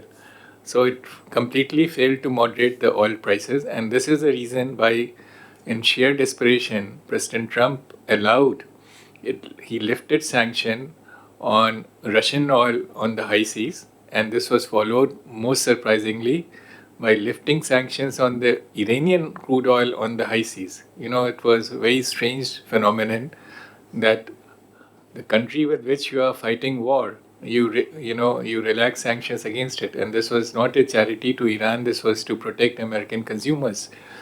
Because oil is a fungible commodity. It has produced other surprises. The WTI price, which used to be much cheaper than Brent. I have followed oil half my life. I've served in Middle East, Saudi Arabia, both Jeddah, Riyadh, was ambassador to Tripoli, ambassador to Iran. WTI was consistently lower than Brent because America has so much of abundance of oil. And for last week or so, about 10 days, WTI has been more expensive than Brent, which means that the American consumers will also suffer. There is also, the talk about the Saudis, exporting via East-West pipeline through Yanbo in the West. The pipeline rated capacity is supposed to be 5 to 7 million barrel per day, but the Yanbo port's capacity is limited to 2 to 3 million barrel per day, which limits it. And that oil which flows westward, most of it is destined actually, the biggest purchaser of Saudi crude are Eastern countries, that is China, India, Japan, South Korea. So it will have to take a longer route, which will make it more expensive, and it will be subject to the bottleneck of Bab el Mandeb. So again, there's a problem. Now, LNG, the Ras Laffan plant of Qatar was hit. Qatar said that repairing it will take 3 to 5 years. About 17% of LNG supply is gone, which has tipped the LNG market from a surplus to deficit. And in case of gas, the LNG supplies are less diversified, sources of production are less diversified than oil. So the price hike will remain with us for a longer period. Now, impact on Indian economy, I've already mentioned how $1 increase in price of oil translates into roughly 14,000 crores in annual bill. In case of LNG, $1 increase in the LNG price, there's a rule of the thumb, translates leads to $20 per ton increase in the price of urea. Urea, which was $430 per ton before the war, climbed to $1,000 per ton. It's now come down to around $935 or $950 per ton. India is an agricultural country, so it will be affected.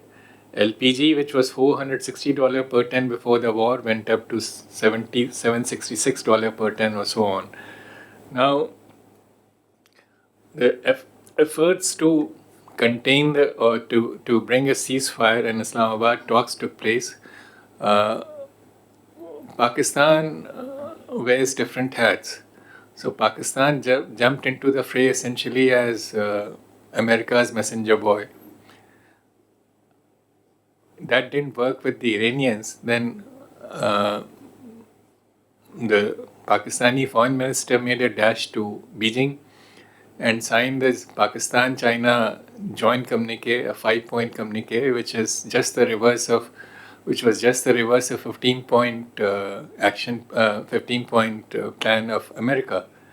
The American priority was basically ceasefire and opening of Hormuz Strait. Now, upfront, and this was pushed down to number 4 level, and the China-Pakistan and basically the Chinese plan. Now, there are a lot of voices about opening of the Hormuz Strait, and which is an international strait. There were 2 resolutions sponsored by Bahrain in the Security Council. The first one was adopted. The second one has been vetoed by Russia and China. Now, the common element was that the Bahraini resolution and the narrative in the Western media projects the opening of Hormuz Strait as something completely insulated from the larger context, the context of war with Iran, in which Iran was attacked. This is unrealistic and unfair. Before the war, Iran did not close the Hormuz Strait. So, Iranian action are a reaction to the aggression it has suffered. Now, this context is forgotten, and this is the reason why initially they abstained and then they have vetoed. And the other irony, the strange thing is that while President Trump kept on asking that, open the Hormuz, he kept on bombing. In fact, the bombing in between, in spurts, they were intensified. And of course, the Israelis were more consistent, and there was only an upwards escalation. Now, one side cannot continue war and expect the other side to keep quiet. So there's a link. Now, the Islamabad talks did not lead to any deal. President Trump has announced that a second round will take place, but this announcement has come after he has made another attempt to bring Iran to its knees, and that is by imposing a blockade. Now, there's a restriction by Iran on Hormuz Strait, and there's a blockade outside on traffic to Iranian ports by America. Now, this double blockade, it does not actually improve the traffic. It constricts it more. And it carries the risk that, Iranians have said that if they can't sell their oil, nobody else will, and they'll attack the port facilities in Gulf countries. And this is why two Gulf countries, Saudi Arabia and Qatar, have reached out to Iran in the last few days, and there have been conversations at the level of foreign ministers. Now, what are the options? The 2 scenarios could be an uneasy peace without a peace accord, where Hormuz Strait remains under Iranian control. There's a ceasefire between US and sort of ceasefire without an accord between US and Iran. Israel remains outside any such agreement. And in such a case, the oil prices will remain very high because of the uncertainties. The second option is a peace accord with lifting of sanctions against Iran.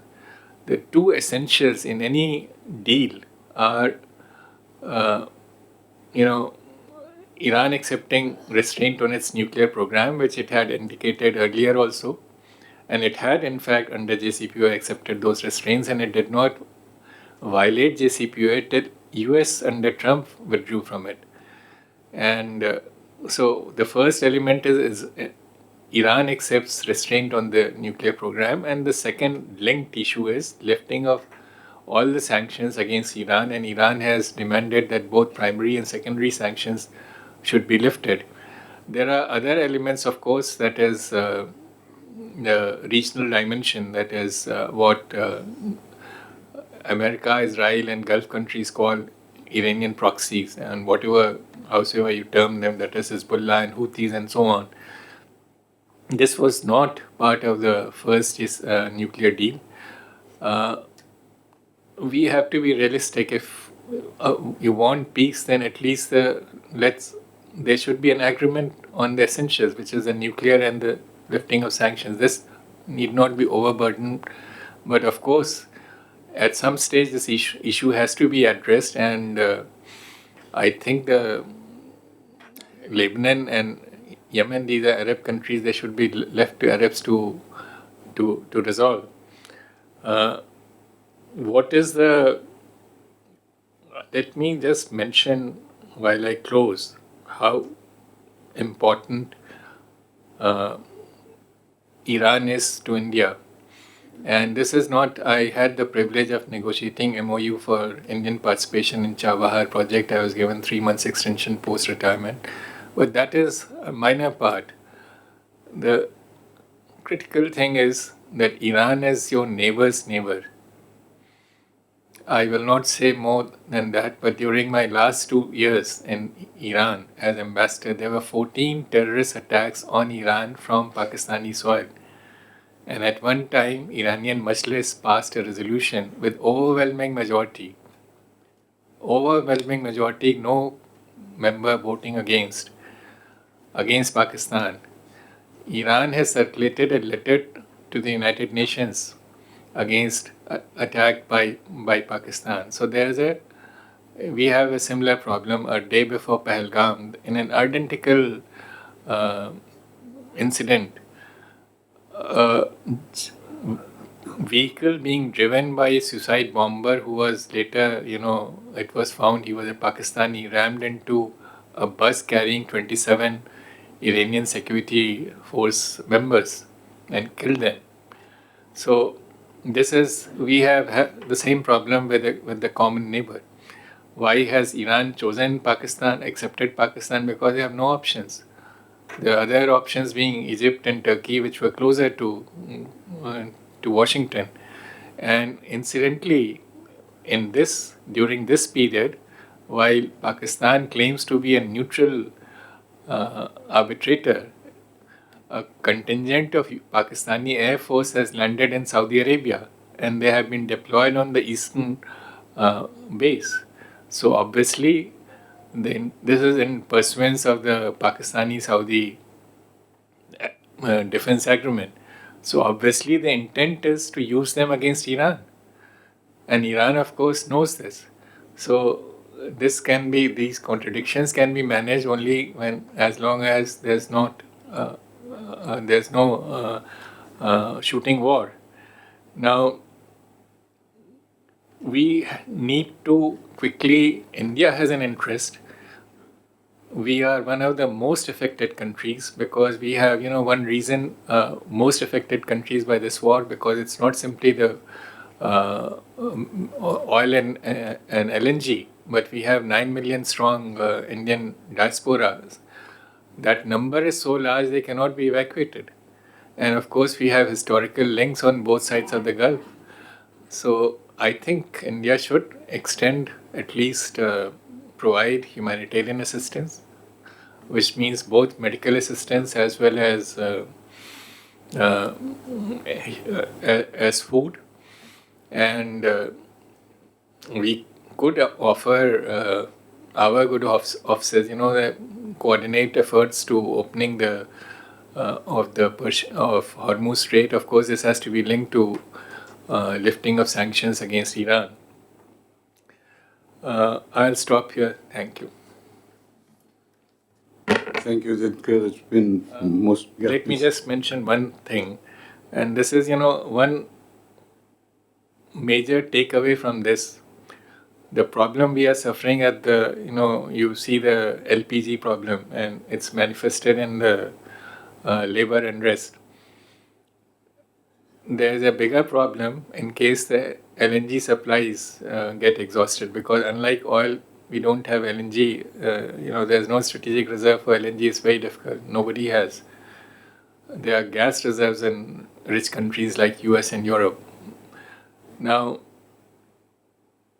the only option to escape this binding is to have a subsea pipeline from Middle East to India, which is technically feasible. This will free you from the geopolitical problems which the surface traffic carries. Thank you. Thank you, Zitkar. It's most informative as always. With the permission of three distinguished speakers, may I request Suhasini, you wanted to say something, if you could say it, and then we'll get back to the panel. Absolutely, and I'm really sorry, but I do have to head out. It's deadline time. But I think, because we're discussing the neighborhood implications for India, it's important to look at how the neighborhood is also being affected. And I've just returned from something called the Indian Ocean Conference, where foreign ministers of Bangladesh, Nepal, EM Jaishankar was there as well, but also Seychelles, Mauritius, ministers from UAE, other places were there as well. And so I just wanted to very quickly give a brief of where I think that is going. To begin with, everything Ambassador Srivastava said about India is, in fact, to the power of 10 for our neighbors, because they're much smaller, much less able to absorb shock, much less able to store energy, much less able to guarantee their security. So India is looking not only at an economic disruption, which has already seen us drop, for example, in the IMF rankings for GDP, we've already dropped in this last month from number 4 to number 6. There's a 7% drop in Indian exports. So you're seeing that kind of worry magnified in the neighborhood. We talk about 9 million Indians in West Asia. There are 25 million South Asians in West Asia. Of course, those include 5 million Pakistanis, but there's also 5 million Bangladeshis, 2 million Nepalis. So significant numbers from all of these countries. But more importantly, their energy security is even weaker than ours has ever been. The choke points that are coming up, the double blockade, as you referred to, it means that everything is going to be disrupted for a very long time. In the Indian Ocean region, in particular, tourism is a big earner. So it's not just a remittance earner for the neighborhood, it is also the tourism earner. And for example, Seychelles has seen a tourism drop of 40 to 50% simply because the flights that were going into Seychelles are no longer coming from West Asian capitals. These are areas where India can help, apart from what we are doing in terms of just handing oil and handing out food, fertilizer, energy kind of needs to these countries. If we think about stepping up some of our connectivity in the region, one of the demands, and this is a very long-term demand from each of our neighbors, is if India can consider making some of its leave travel allowance, LTAs, applicable to neighboring countries, then, they would see a lot more of our tourists go to these countries, because right now they're all actually suffering for the foreseeable future. The third place where perhaps we haven't paid as much attention is in what the torpedoing of the INS Dana has done to India's image as a net security provider and first responder in the neighborhood. This is an event that somehow went completely undiscussed at the official stage. So far, we have not issued a statement on that particular event, apart from saying we've helped the Iranian ships, we've helped some of the ships come into shore, we've helped some of those who were injured also as well. But we have not spoken about the actual act of torpedoing a ship in the Indian Ocean region, despite the mechanisms that India runs, whether it is as a part of the Quad, whether it is part of the IOR Fusion Center in Gurgaon, despite all these security arrangements that we have consistently cooperated with the US on, the fact that the US torpedoed this ship without, I mean, nobody actually coordinates when they're going to attack, especially in the state of a war, but without a concern for how this would look for India, I think we don't realize from the other point of view. I heard from the Mauritian foreign minister, for example, on the record, saying as Indian Ocean countries, we must never allow this act to ever be repeated. That's not something we have said, yes. And I can say from personally discussions with our own military officials that there is a deep feeling that this has gone unrecognized by the government statements. Finally, I think there is a concern about India losing some of its diplomatic balance. I think that has been regained over the past 5 weeks. But certainly the fact that India, to begin with, did not criticize in any way the US and Israel for initiating the attacks. This is something ASEAN countries have done. This is something many countries, even Oman, has done, even though they were being attacked by Iran. So an idea that India seemed to have fallen off its balance in West Asia, which we have always maintained by saying we have our good relations with each of these countries that are always warring with each other. The other part that I think we should also think about is our strategic autonomy on a broader scale and on a more pragmatic scale. If since 2019, India has given in to 5 different US demands for sanctions, right? I mean, before 2019, our position was always very firmly, we don't accept non-UN sanctions. We only accept, we only accept UN sanctions, not unilateral sanctions. Even if we reduced the amount of oil according to what we were able to do, we never zeroed out as we did in 2019. We gave up Iranian oil, we gave up Venezuelan oil.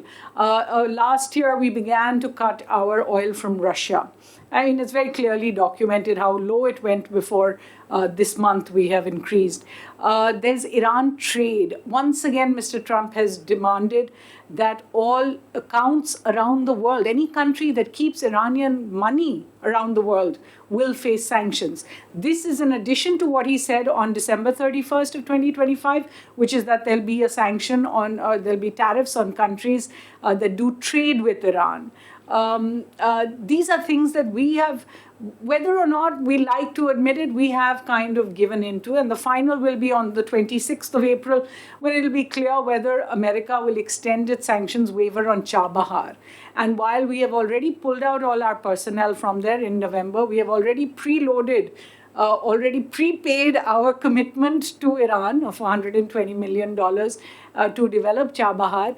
The question is hanging about whether we will accept this as well. So I think, these are all points that our neighbors are watching and looking to us for clues on how to deal with this scenario that is emerging. It is not to say that the US and Iran will resolve their issues anytime soon. And obviously, there will be other secondary factors, multiple factors that come in. But we must also take a look at how our region is looking to us for some kind of leadership, for some kind of threads on how to engage with the problem. Thank you very much for that reality check, Mr. Kamaraga.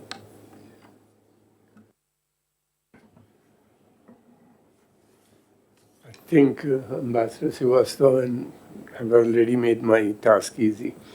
Much he has already said. There are a couple of things, Number one, we should not de-link Gaza with Iranian war. These are two interconnected because both have a tremendous impact on the Middle East. Gaza has triggered nationalism in the Arab world. And when the nationalism grows, we have seen the decline of Islamist movement that is already taking place, especially in the Middle East. Because what has happened, during the Gaza, none of the Islamic organization, conservative Islamic organization or militant organization like Taliban or Al-Qaeda or ISS and their branches, they have talked about or extended any support to Gazans or any support to the Palestinian cause, And whereas in the within Jamaat-e-Islami, or for that matter Deoband, none of them extended their support. So that is a major concern among the Arabs. What has happened? They suddenly realize, and nationalism has grown. Nationalism brings unity among the Arabs against Israel. Because they see, they continue to see that Israel remains the major threat to Arabs, to the Islam, also to the Islamic countries, generally, because of the Al-Aqsa Mosque. Thirdly, the other thing is that Iran's support to the Palestinian cause, to the Gulf, and they realize, that that has also bridged Shia-Sunni divide within the Arab countries. Suddenly they realize, because they were told by the Wahhabi movement and all these conservative Islamist movement that Shias are number one enemy, Shia are not part of Islam, Shias are outcasted, but they suddenly realize that only the Shias are fighting for their cause. So these are the something, which was there. And this is what we have seen when Iranians attacked the Qatari American base in Qatar. That was celebrated by the Arab people. And now that the gap between the Arab rulers and the people are increasing. I'm not saying they are going to revolt or something is going to happen immediately, especially in the Persian Gulf region, but concerns are there. But Saudi Arabia, this problem is more among the Saudis general, because already Saudi Arabia, 30% people or more than 30% are not happy with the regime. We don't have much report because in these countries there is no democracy or free media. Suddenly they bust. I'm not saying that this is going to happen anytime soon, but the Saudi regimes are concerned. That is why they are asking American troops in their region, because Americans will not defend troops will not go inside the country. They are for provide protection from outside threat, which they haven't done in any case. Secondly, the Pakistani, the Muslim groups, troops going to Saudi Arabia is welcomed by the Saudi.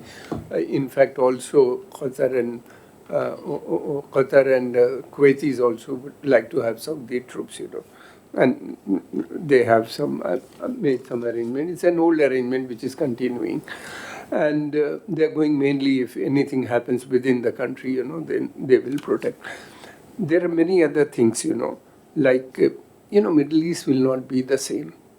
Major changes will take place. The reason is, there is a tremendous anti-American sentiments now within the Arab world. And tremendous, it is for the first time. Earlier, the American support was declining, but after Gaza, after this, Iranian wars, this has multiplied in manifold. Secondly, Dubai virtually has collapsed as a city, There are many people. I was talking to some businessmen who just came from Dubai, Indian businessmen who have big businesses there. Met him in Delhi, they said that it will take minimum 7 to 8 years, maybe 10 years to revive Dubai, And they said it's most of the people the European investments are going out. Some are going to Turkey, some to Saudi Arabia is also trying to attract since long. They're building new cities, they're building Neom and many other. They have projects, promoting. So they are hoping some will come there. Tech companies may wanted to come to India. Some of the tech companies. So that is also possibility. There are other things, as far as Iran is concerned, is our near neighbor, and the oil supply, as far as oil is concerned, it will take very long time. Oil price will remain high in coming future also. Reason is, because oil assets have been damaged, especially in not only in UAE but Saudi Arabia and Qatar also, and Kuwait also. Iranians have damaged them, and mostly they have targeted the American petrochemical companies operating in these countries. So that is the problem. Secondly, UAE and Saudi Arabia, they have made too many enemies within the Arab world, because of their interference in Sudan, Somalia, Libya, and many other countries. So that is why the problem is there. Houthis are not going to spare these two people. So these. Uh, Thirdly, the American demands. Actually, what is happening? It's a war. Americans are waging a war to have greater control over the energy resources, global energy resources. It started with Venezuela. They have easily captured it. They thought Iran would take sometime 15 or 20 days. The regime will change. Pro-American regime will be the liberals. Islamists will deal with the with the Americans. Everything will be settled very soon. They thought once they will kill the hardliner within the Iranian establishment, the liberals will join America. That hasn't happened, and it will not going to happen, because secondly, regime is very strong. Thirdly, they thought, if they'll have a Western regime in Iran, then they will use this regime, to neutralize Russian influence in Central Asia. Americans, they have a habit of making a big plan. They have not been able to implement it in even, in Iraq or Afghanistan or Libya or other places, So Iran is a tough country. Iran is different, than Iraq or Libya or other places. Iran, people are very educated. Ambassador will tell.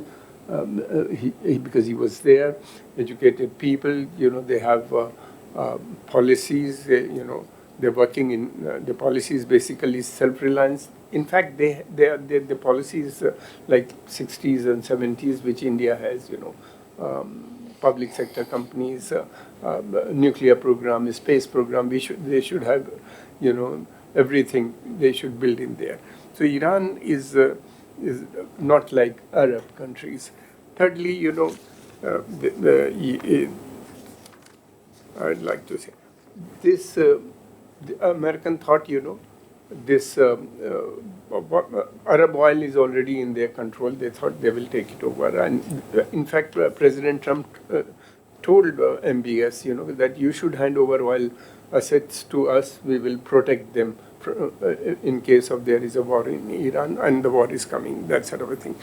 Second, Iranians' policy was one more thing, I'm just jumping from one, that make Israel irrelevant in the region. That is the whole thing, Israel unable to promote American interest in the region. Challenge Israel's military superiority. This is what they have done it. You see, that has first, the Gaza, support to Gaza, support to Hamas and other militants, then secondly, what they have done, Israel, to Israel, every Arab country, including Saudi Arabia, were planning to join Abraham Accord. No, nobody dared to join Abraham Accord. Neither Saudi Arabia nor Kuwait or Qatar. Qatar was also willing to join. Saudi Arabia, they are not going to do it. Thirdly, the other point, I just wanted to tell that by challenging Israel's military superiority, Americans are not willing to accept this. Americans believe that Israel's military superiority should remain should not be challenged by any Arab country or Islamic country. Now, Americans are demanding peace talks, which is going on. That will continue. American doesn't have money to wage a longer war, so they will not. They are not going. I don't think they will again go to the war with Iran. That is. I mean, it looks. That's not. Now they are demanding, other thing, that nuclear enrichment. One of their demands. Nuclear enrichment they don't want, they want Iranians to abandon their nuclear program altogether. Americans are not willing to do that. They say that we'll bring down to it. Secondly, the proxies. These proxies, the Houthis or the Iraqi Shia militia or the Hezbollah and the Hamas, before Hamas PLO was there, these are very old resistance movement. Houthis are there fighting since 1962. I don't want to go in detail. Before Hezbollah, Amal militia was there, which was fighting, with the Israelis when they failed, to push Israeli out of South Lebanon, then Hezbollah came up. Similarly, the all these organizations which are supporting, the proxies, which they call it, they are very powerful. They have supported local people, and Iranians have given them not only technology but also money, technology, and everything. So they have become very powerful. And I don't think like Houthis will listen to Iranians all the time. They have religious connectivity also, and they have support base, but they are also independent in their nature. Thirdly, Gulf, this Strait of Hormuz. Now it has become a part of Iran. Iranians, they say that we are not going to leave it, and otherwise, they'll have to wage another war for this. Thirdly, the oil prices have gone up, and it will remain high. It looks, for some more time, because oil, even if the Strait of Hormuz is open, it will take long time. 20% oil will not come from this region because they don't have capacity to pump 20%. These are because already their assets have been damaged in the war. So Qatar, as Ambassador mentioned, will take 3 to 5 years to repair that. Saudis, the same problem is with the Saudis also. So these are some of the points. As far as India is concerned, we have almost 1 crore people working there, more than 9 million, and we have a bilateral trade. It's almost reaching 175 to 200 billion dollar. Then Saudi Arabia, Qatar both has promised, plus UAE has promised, to invest in India. Saudi and Qatar were promised to invest almost $100 billion each in India. I don't think that investments are going to come. Secondly, large number of Indians would be returning from this region, especially from Dubai as well as from Saudi Arabia. Qatar, we don't have much, but it's still from Qatar also will come back, or Kuwait also, because the economy has gone down. And plus remittances, $40 billion was coming almost from this region. That will also come down because of these. So the war is going to have far-reaching consequences on the entire region, and plus on India as well. It will have an impact on Indian economy also. Thank you. Thank you. Professor Behra.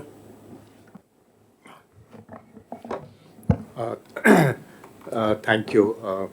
I'll limit myself to only 3 points and maybe take about just 5 to 6 minutes. I'm looking at the issue purely from Indian foreign policy point of view, and how it's created some problems for the kind of foreign policy framework we have. I think this crisis completely exposed our policy of multi-alignment. During the non-aligned period, we had a voice in the international system, but I think since the Ukraine war, since the Russians invaded Ukraine, our voice is getting diminished in the international system.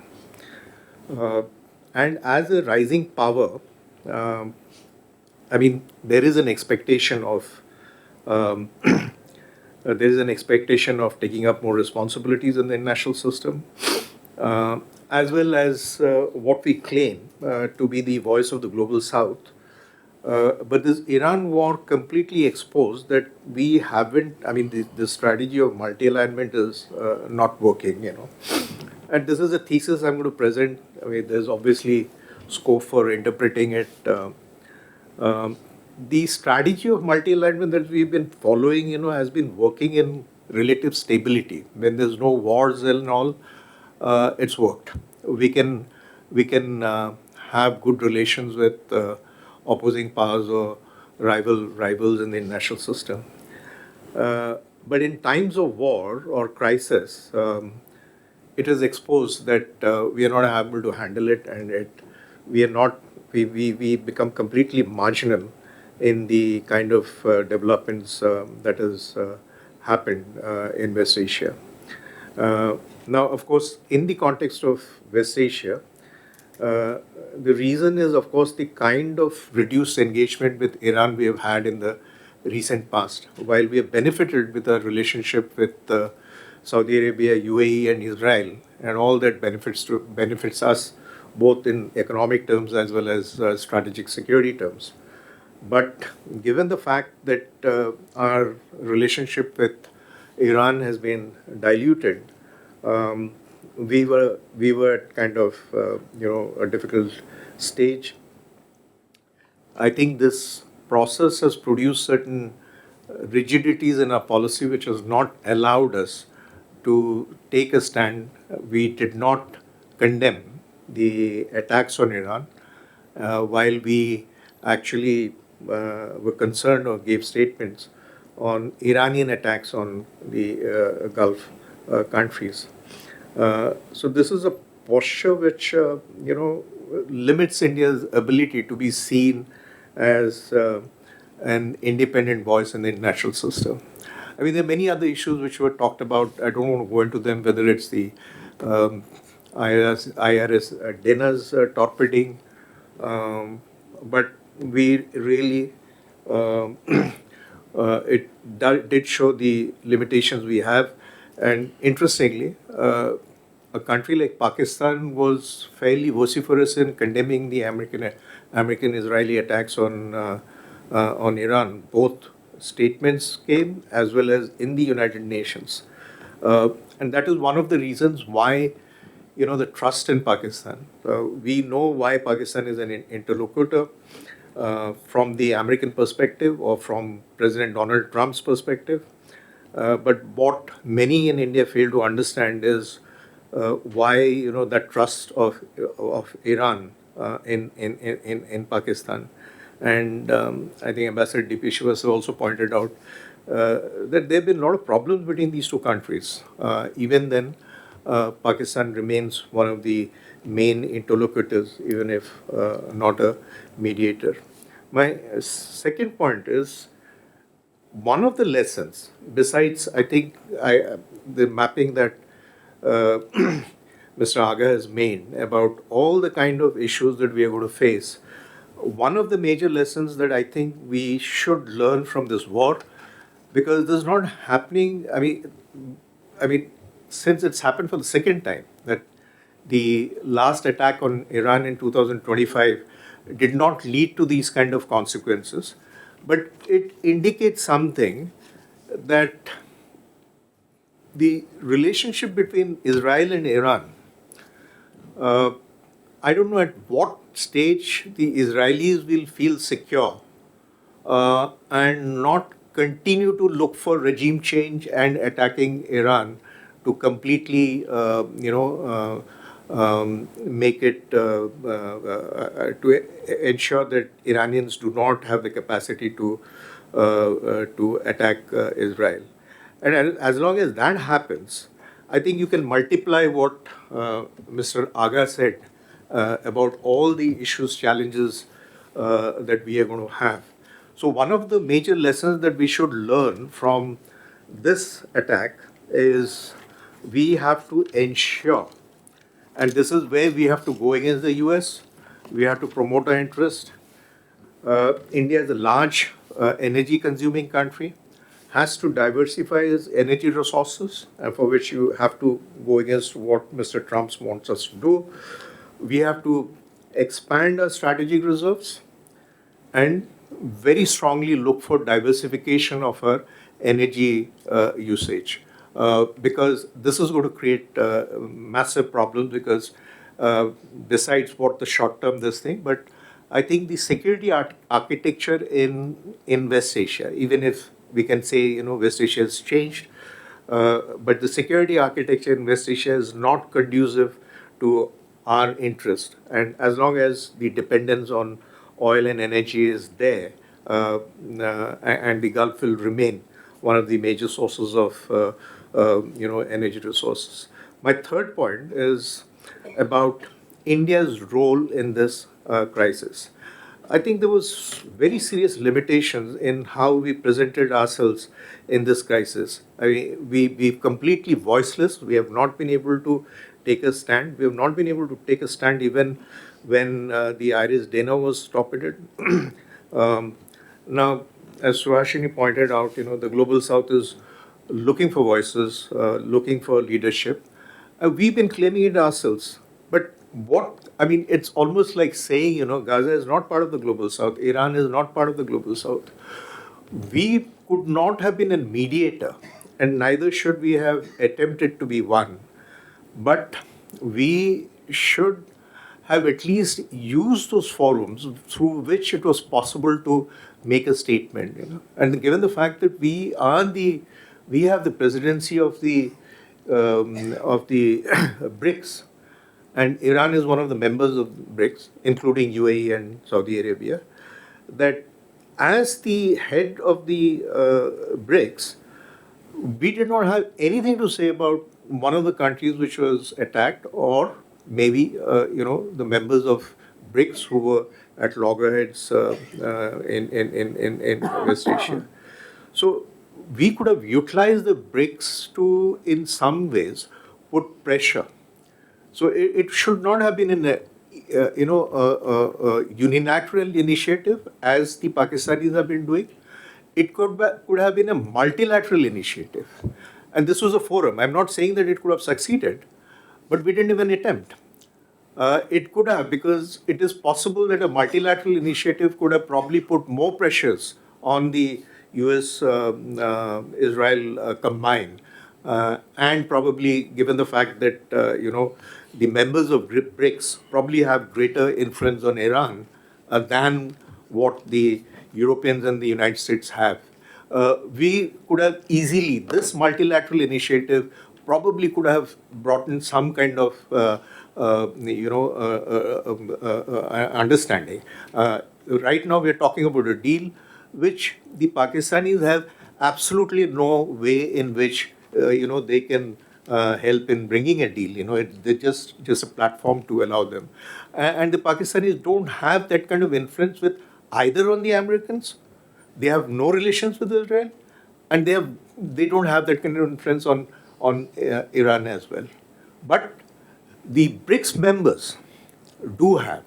But it's unfortunate that India is the leader of the BRICS this year, and yet we did not think of utilizing the BRICS as one of the ways in which the issue could have been addressed, which is important for everyone. But from the Indian perspective, that we could have used this as a way of saying that we still matter in this issue. We matter in the international system. You are a rising power, and you seem to be saying that we have no influence, we have no role, and we cannot take a stand on anything. Thank you. Thank you. Professor Anvarano. Thank you. How many minutes? Problem.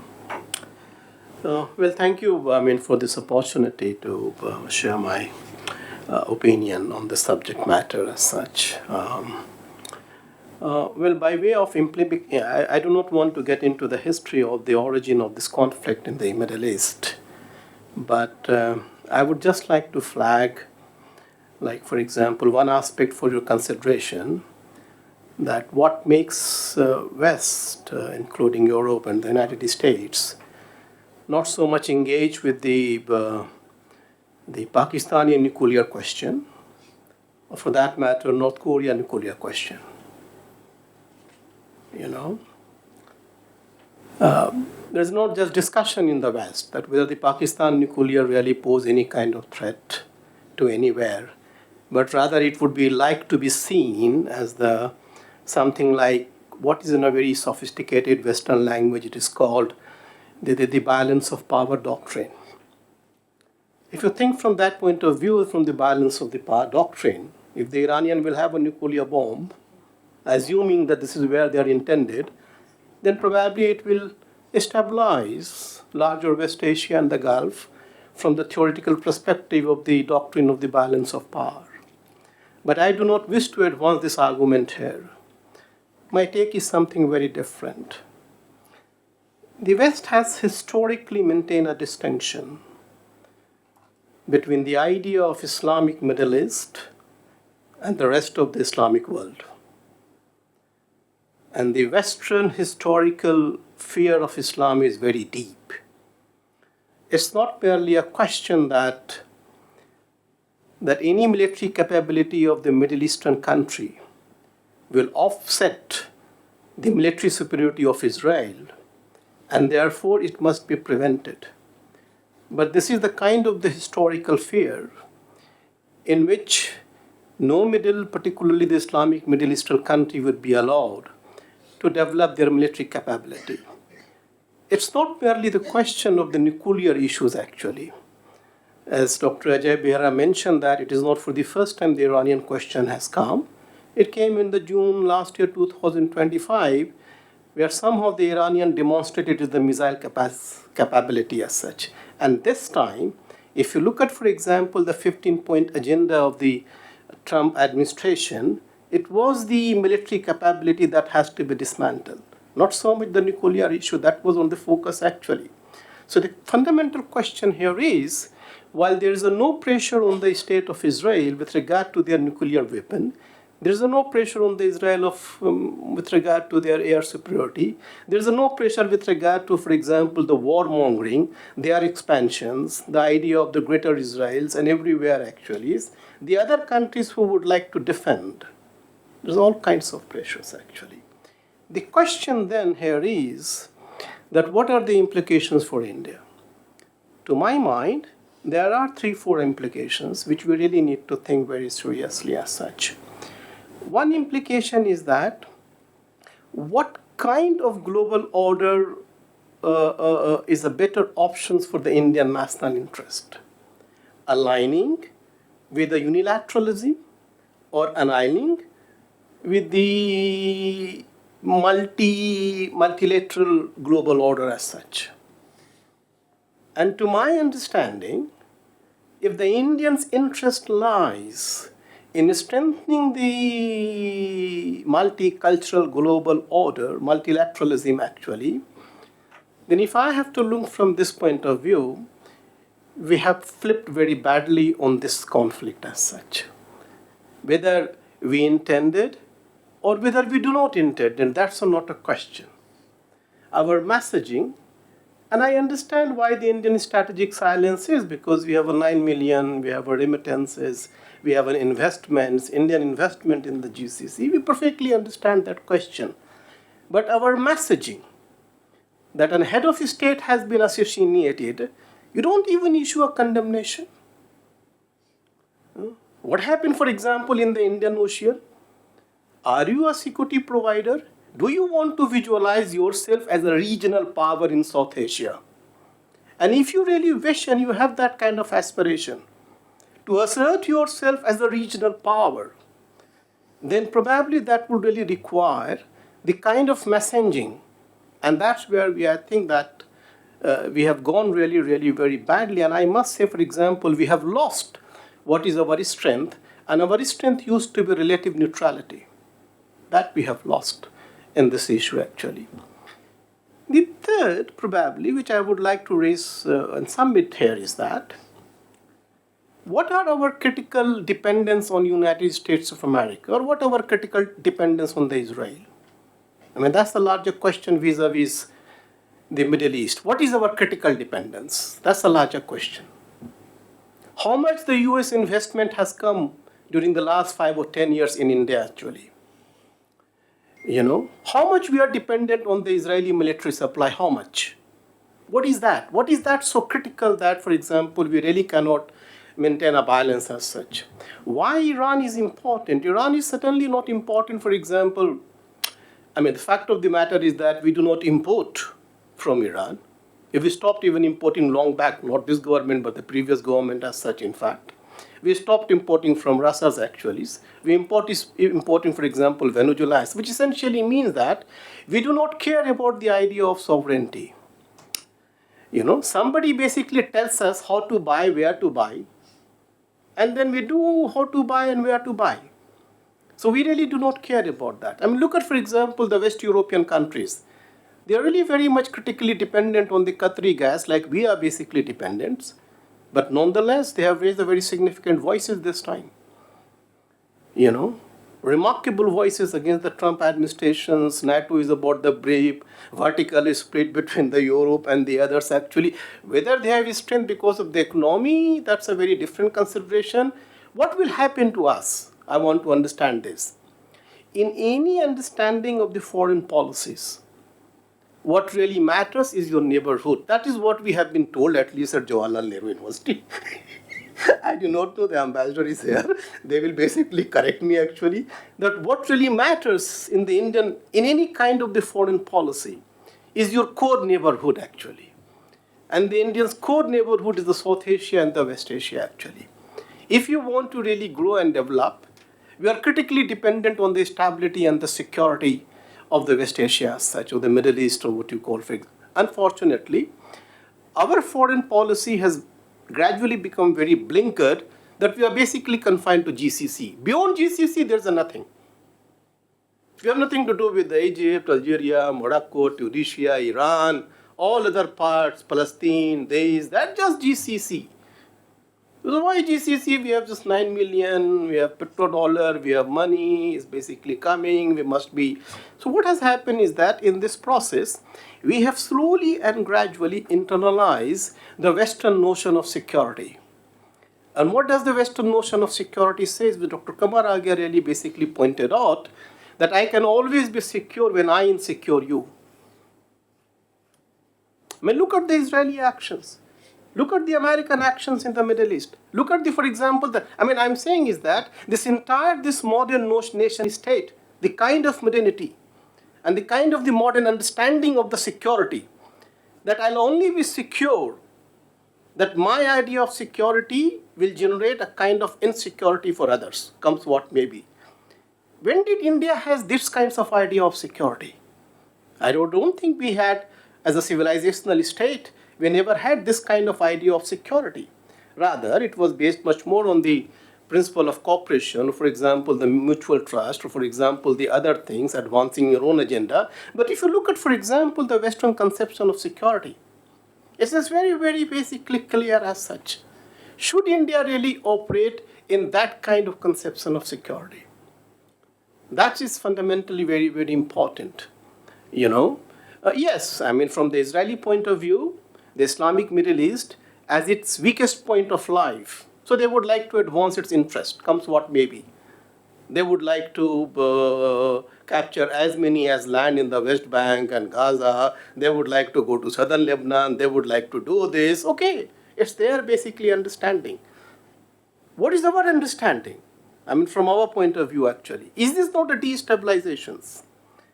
Will this destabilization, forget about wars and other things, will this destabilization will hurt us so badly? And with regard to Iran, which is probably my last point, it is the important nation as far as India is concerned.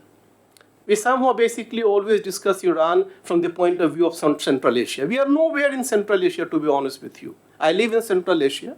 I am based in Kyrgyzstan. I know very well we are not in Central Asia. Nowhere. In Central Asia, what matters? It is Russia matters. It is China matters. It is Turkey matters. It is Iran matters. You are just nowhere. Forget about that. Nobody is going to take care of you. Where you really matters, you matters in West Asia, to be honest with you. The GCCs for high skilled labor are very much dependent upon you. And therefore, you matters for the stability and security. What kind of security can you really provide to the stabilization? How would you like, what kind of contribution would you like to make as such? I mean, if you look at from the West Asian point of view, they are really asking this question, in what way India can be a contributory for the stabilization of the West Asia? We have a long list of demands, but in what way we can also become relevant actually? Iran is certainly important, number one, it's very close to us actually. The transportation cost, if we have to buy oil from tomorrow from America, do you know how much the transportation cost? Do you know how much the insurance company will be? And do you think that the American will offer a very low rate of the oil and the gas actually? The Iranians, imagine a situation for this, for example, the Chinese did not stop buying the Iranian oil. The Chinese did not stop buying the oil from the Russians actually. What were our greater compulsion that we will stop it? That the phrase which come in, for example, international relation, that the Chinese are basically the strategic competitor and we are a strategic partner. So the moment we use this kind of terminology that we are a strategic partner, what kind of strategic partner into the US hierarchy of this scheme that we exist? And that's probably the larger question. I think that India has a great strength. And this crisis, this peace talk, whatever, whether Islamabad interested, not interested, or maybe the Pakistan has probably one of the largest border with the Iran, they don't want any destabilizations. They have their eyes. As much as, for example, we are very much concerned with regard to the border between India and Bangladesh, why not Pakistan will be concerned with regard to any kind of the conflict between Iran? It's as simple as that. That's basically a geopolitics as such. Please understand these things. So whosoever created, India is at least expected to at least discuss the entire idea of international law, the UN Charter actually, in fact, and therefore, look at the situation when the Security Council proposed the resolutions for the opening of the Strait of Hormuz, it is the Chinese and the Russians who veto actually. Chinese. That's all I would like to say, but the last thing is that we still have a goodwill, remarkable goodwill the Indians enjoy. They enjoy in Central Asia, they enjoy. You go to Iran, I have been 6-7 times to Iran.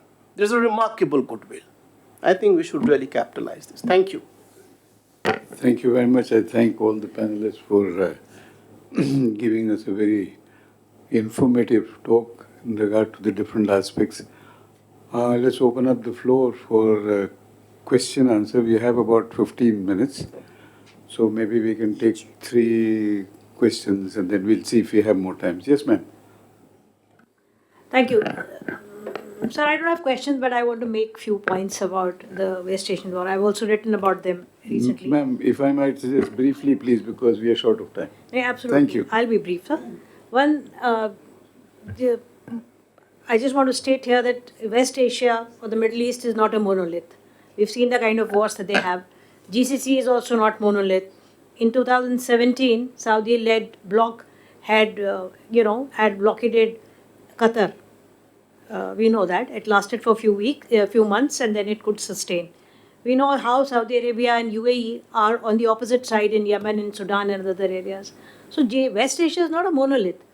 Let's be very clear on that. So it's not Arab civilization, it's not Middle East civilization. I think it's hard power politics which is being played. That's the first point I wanted to make.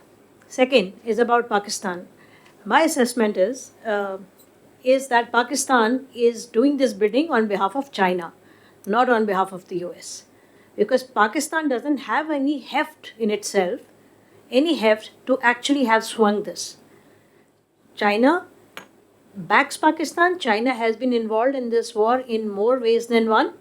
We cannot remain in denial. There were reports that Iran had parked hundreds of millions of barrels of oil on Chinese waters before the war began, so that can fuel their long war. Chinese pro-China interlocutor, or I will say experts, who are known to be the voices of Beijing, in the middle of the war issued very stern warning to Israel not to nuke any country, including Iran. Number two, now you know after the US blockade, China is not just Iran, China has also issued very strong statement that we are not going to accept this blockade. Strait of Hormuz is under the control of Iran, and we have our agreements there. Our freedom of navigation through Hormuz to the Chinese vessels cannot be compromised. China is the one that is behind Pakistan. Pakistan, it had to be a Sunni Arab Muslim state that could have brought Iran and the US together for some kind of a talk. Again, the talk, 6th, 8th, on 8th of April, we have ceasefire. On 11th, they reach Iran. On the 12th morning, the Vice President Vance says that, we have complete disagreement. And on 13th, they impose this blockade. So what it appears is that they were not prepared. The US side did not have enough leverage to go ahead with the talks with Iran. And Iran has definitely hardened. It will be very difficult to go ahead with these talks. Last input I want to share, which is again there on the open source, is that the Iranian delegation expressed some apprehension that they could have been killed, while coming to Pakistan. So my sense is that they are not even coming back to Pakistan or going to Geneva or wherever.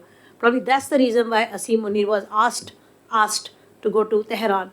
So let's not read too much into Pakistan's, heft. Pakistan doesn't have any heft, but it's an acceptable Muslim country because it has the confidence of the GCC, especially Saudi bloc. It has good relations with Iran. It has very good working relationship with President Trump, but it is China that is swinging it. I think that is something India must keep in mind. That's my big takeaway from whatever has happened so far in this war. Thank you. Thank you. Anyone else has any observations, any comments, questions? Kanji, please. And this is to Ambassador Shrivastava. If I can pinpoint question is this, with this Pakistan hosting the talks or playing as a mediator, do you think in the near foreseeable future, Pakistan will geopolitically get closer to Iran? Okay, so I think what I might suggest is now if any of the panelists wants to make any observation in regard to what each of them has said, then this might be the opportunity. We have about 10 minutes. You have one question directly to you. Otherwise, if you want to make any observations or comments in regard to what the others have said, please go ahead.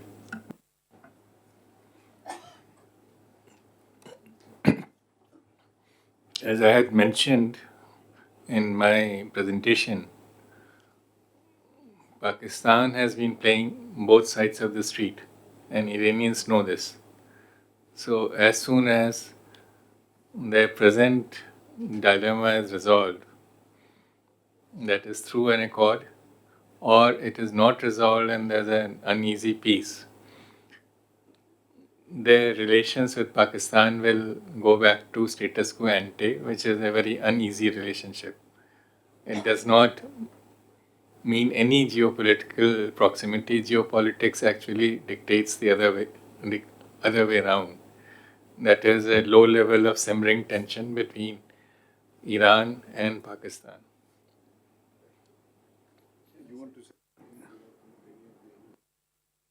Yes. Can I ask a question? Just one. Yes, because you have the floor, so you might as well. No. Thank you.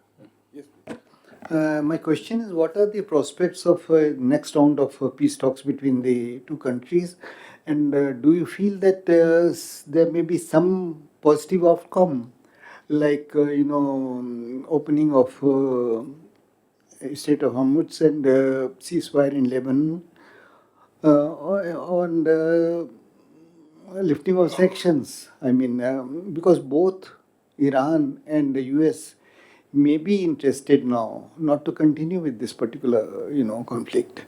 So what are the prospects in the next round, whether the next round will be held or not, and what are the prospects of some progress in peace talks? Is To all the that, panelists. is that addressed to any particular person? No, all of them. I mean, all of them.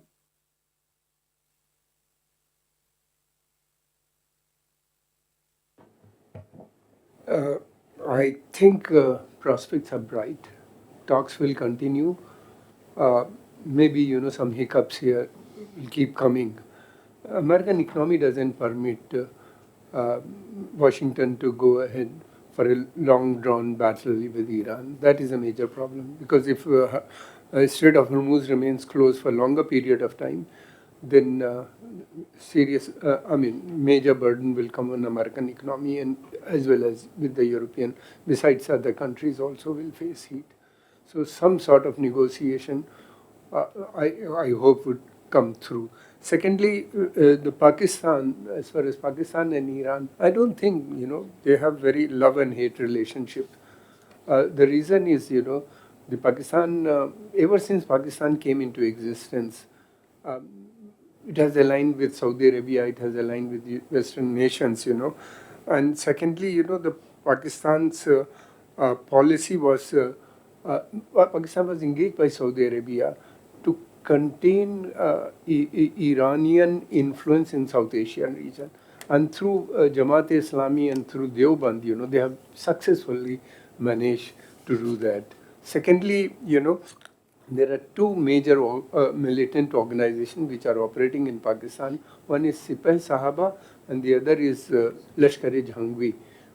These are the two organizations. They have been responsible for the killing of hundreds of Shias, and in Pakistan, particularly the more than 300 or 400 this top officials or doctors, engineers, these people, they were killed by them. And secondly, the whole number of time, the pilgrimages going to Iran were also targeted. Thirdly, these are the organizations, Lashkar-e-Taiba and some other organization, are responsible for conducting militant operation within Iran. So they have, I don't think, Pakistan, it was the Americans which wanted Pakistan to be venue of the peace talks. They wanted to enhance Pakistan's status, and they were hoping Pakistan in return would join Abraham Accord. And there is a big problem within Pakistani establishment, That is why, the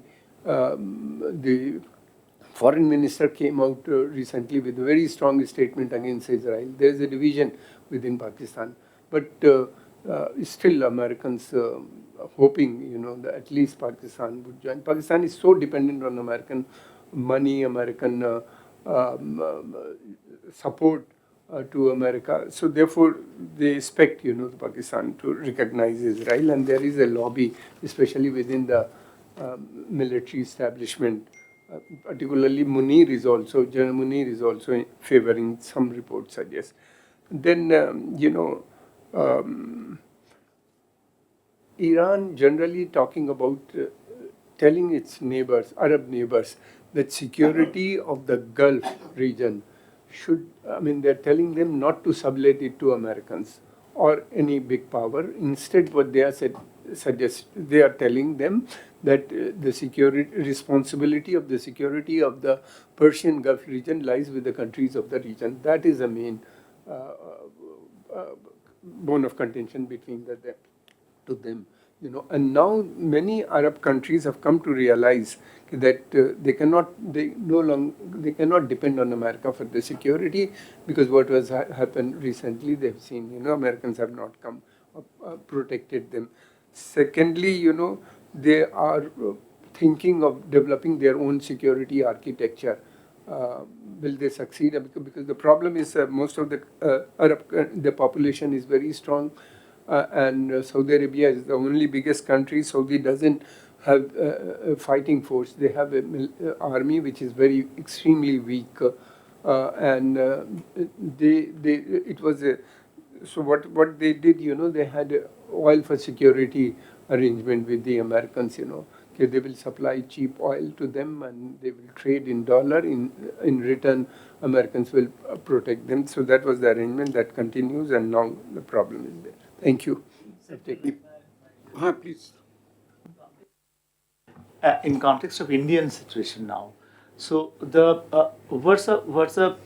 what both were saying, that strategic competition, strategic competitor to become the strategic partner, and this changing scenario. Is it a question of our neutrality? Is it a thing that we are changing our stand in relation to the matter, where it does suit us, it would be good for, and the strategy, the strategy and the statism of the foreign policy is now, is now in not understandable common people like us. Thank you very much. Since we have asked this question, let me slightly reinterpret this question and have a straw poll amongst our four panelists. You were asking about whether the talks will resume, etc., and so on. I think the corollary to that is whether normalcy will be restored in the supplies of energy requirements, and whether the Americans stop bombing, whether the Israelis stop their missile attacks. For us, it is less relevant than whether oil flows will resume. So let me just quickly go to all four of you.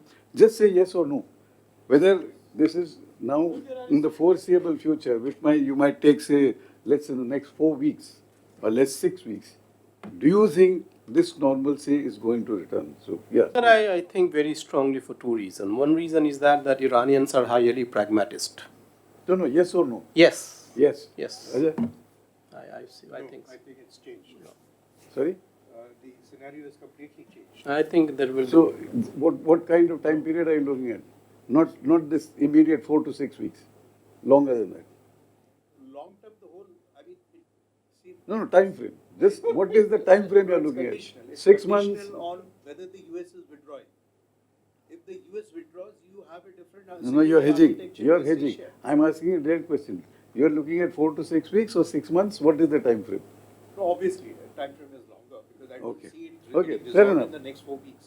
अगर आप क्या आपकी पता नहीं साहब, I'm not sure. It may take some more time. fair enough. Dinka? It will take long time. Long time. Okay. So that means 6 months or beyond 6 months even. That one cannot say at this stage. What is your assessment? No. It depends. It depends on the accord. If there's an agreement, 6 months.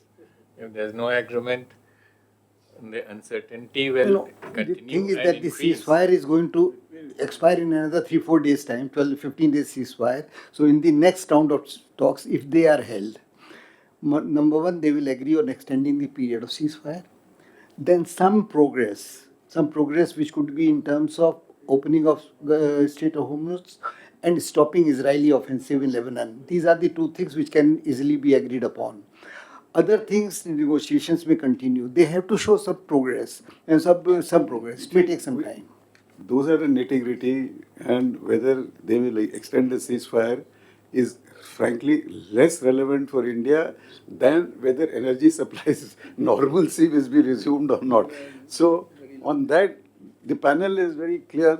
The future is uncertain. It doesn't look immediate, and it might, if I understand everybody correctly, might take maybe 6 months, maybe even more. That means we have to be prepared for a longer term in terms of the present difficulties and analyze it from that context as to how we are going to manage whatever it is that we have to do domestically over this period of 6 months or maybe longer. I feel that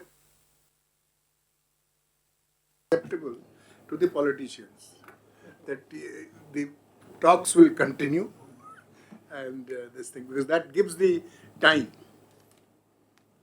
देखिए, अगर talks continue हो रहे हैं, bombing नहीं हो रहा है, फिर भी अगर ब्लॉकेड लगाओ तो हमको तो कोई फायदा नहीं। हमें फायदा नहीं है। वही मैं कह रहा हूँ बस।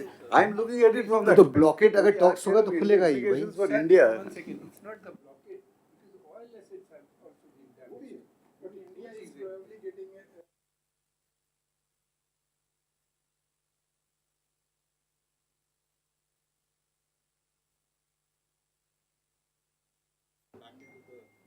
The Iranians will not agree to opening of Hormuz till the sanctions are lifted. That is the. Can I ask one last question because I have two diplomats here? And now, in hindsight, was it really short-sightedness on our part to have agreed, given into the demand of reducing our oil dependence on Russia? We could not read the geopolitics correctly, and we agreed to something which is going to hit us. Was it not short-sightedness on hindsight? At the moment, it's just a question of guessing because we are talking about a completely different situation. we can all venture our own respective views, assessments, guess, and say yes, no, whatever. But the facts are what they are, but right now we have to focus on what's going on in the Gulf and how it affects us, and that's the topic that we are supposed to be. Anyway, we are at 6 o'clock, and there is the attraction of a high tea. So I should stand between that and all of you. Thank you very much. Thank you for your very active participation, and thank you for the panelists for Yes. what they have done in terms of informing us better. Thank you. And of course, to the PPF and to the President. I would also request President PPF to give a vote of thanks and distribute the mementos to the speakers who have joined us for this session. Ambassador D.P. Srivastav, Mr. Kamaraga, and Professor Anwar.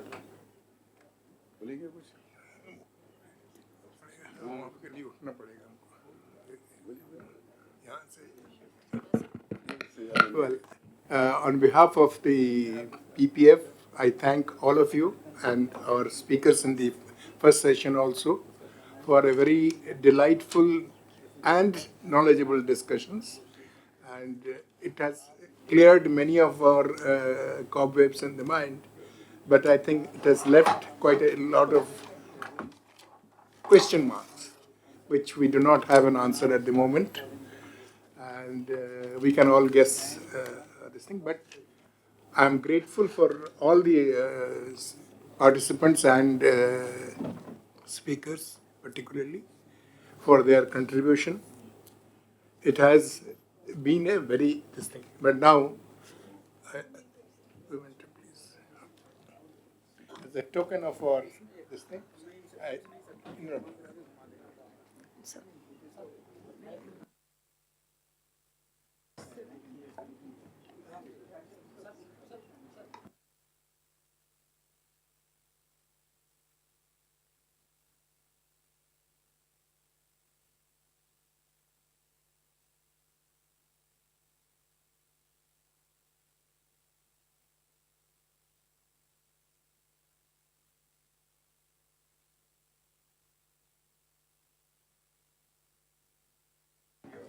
I'd request the speakers and participants to stay back for a group photograph.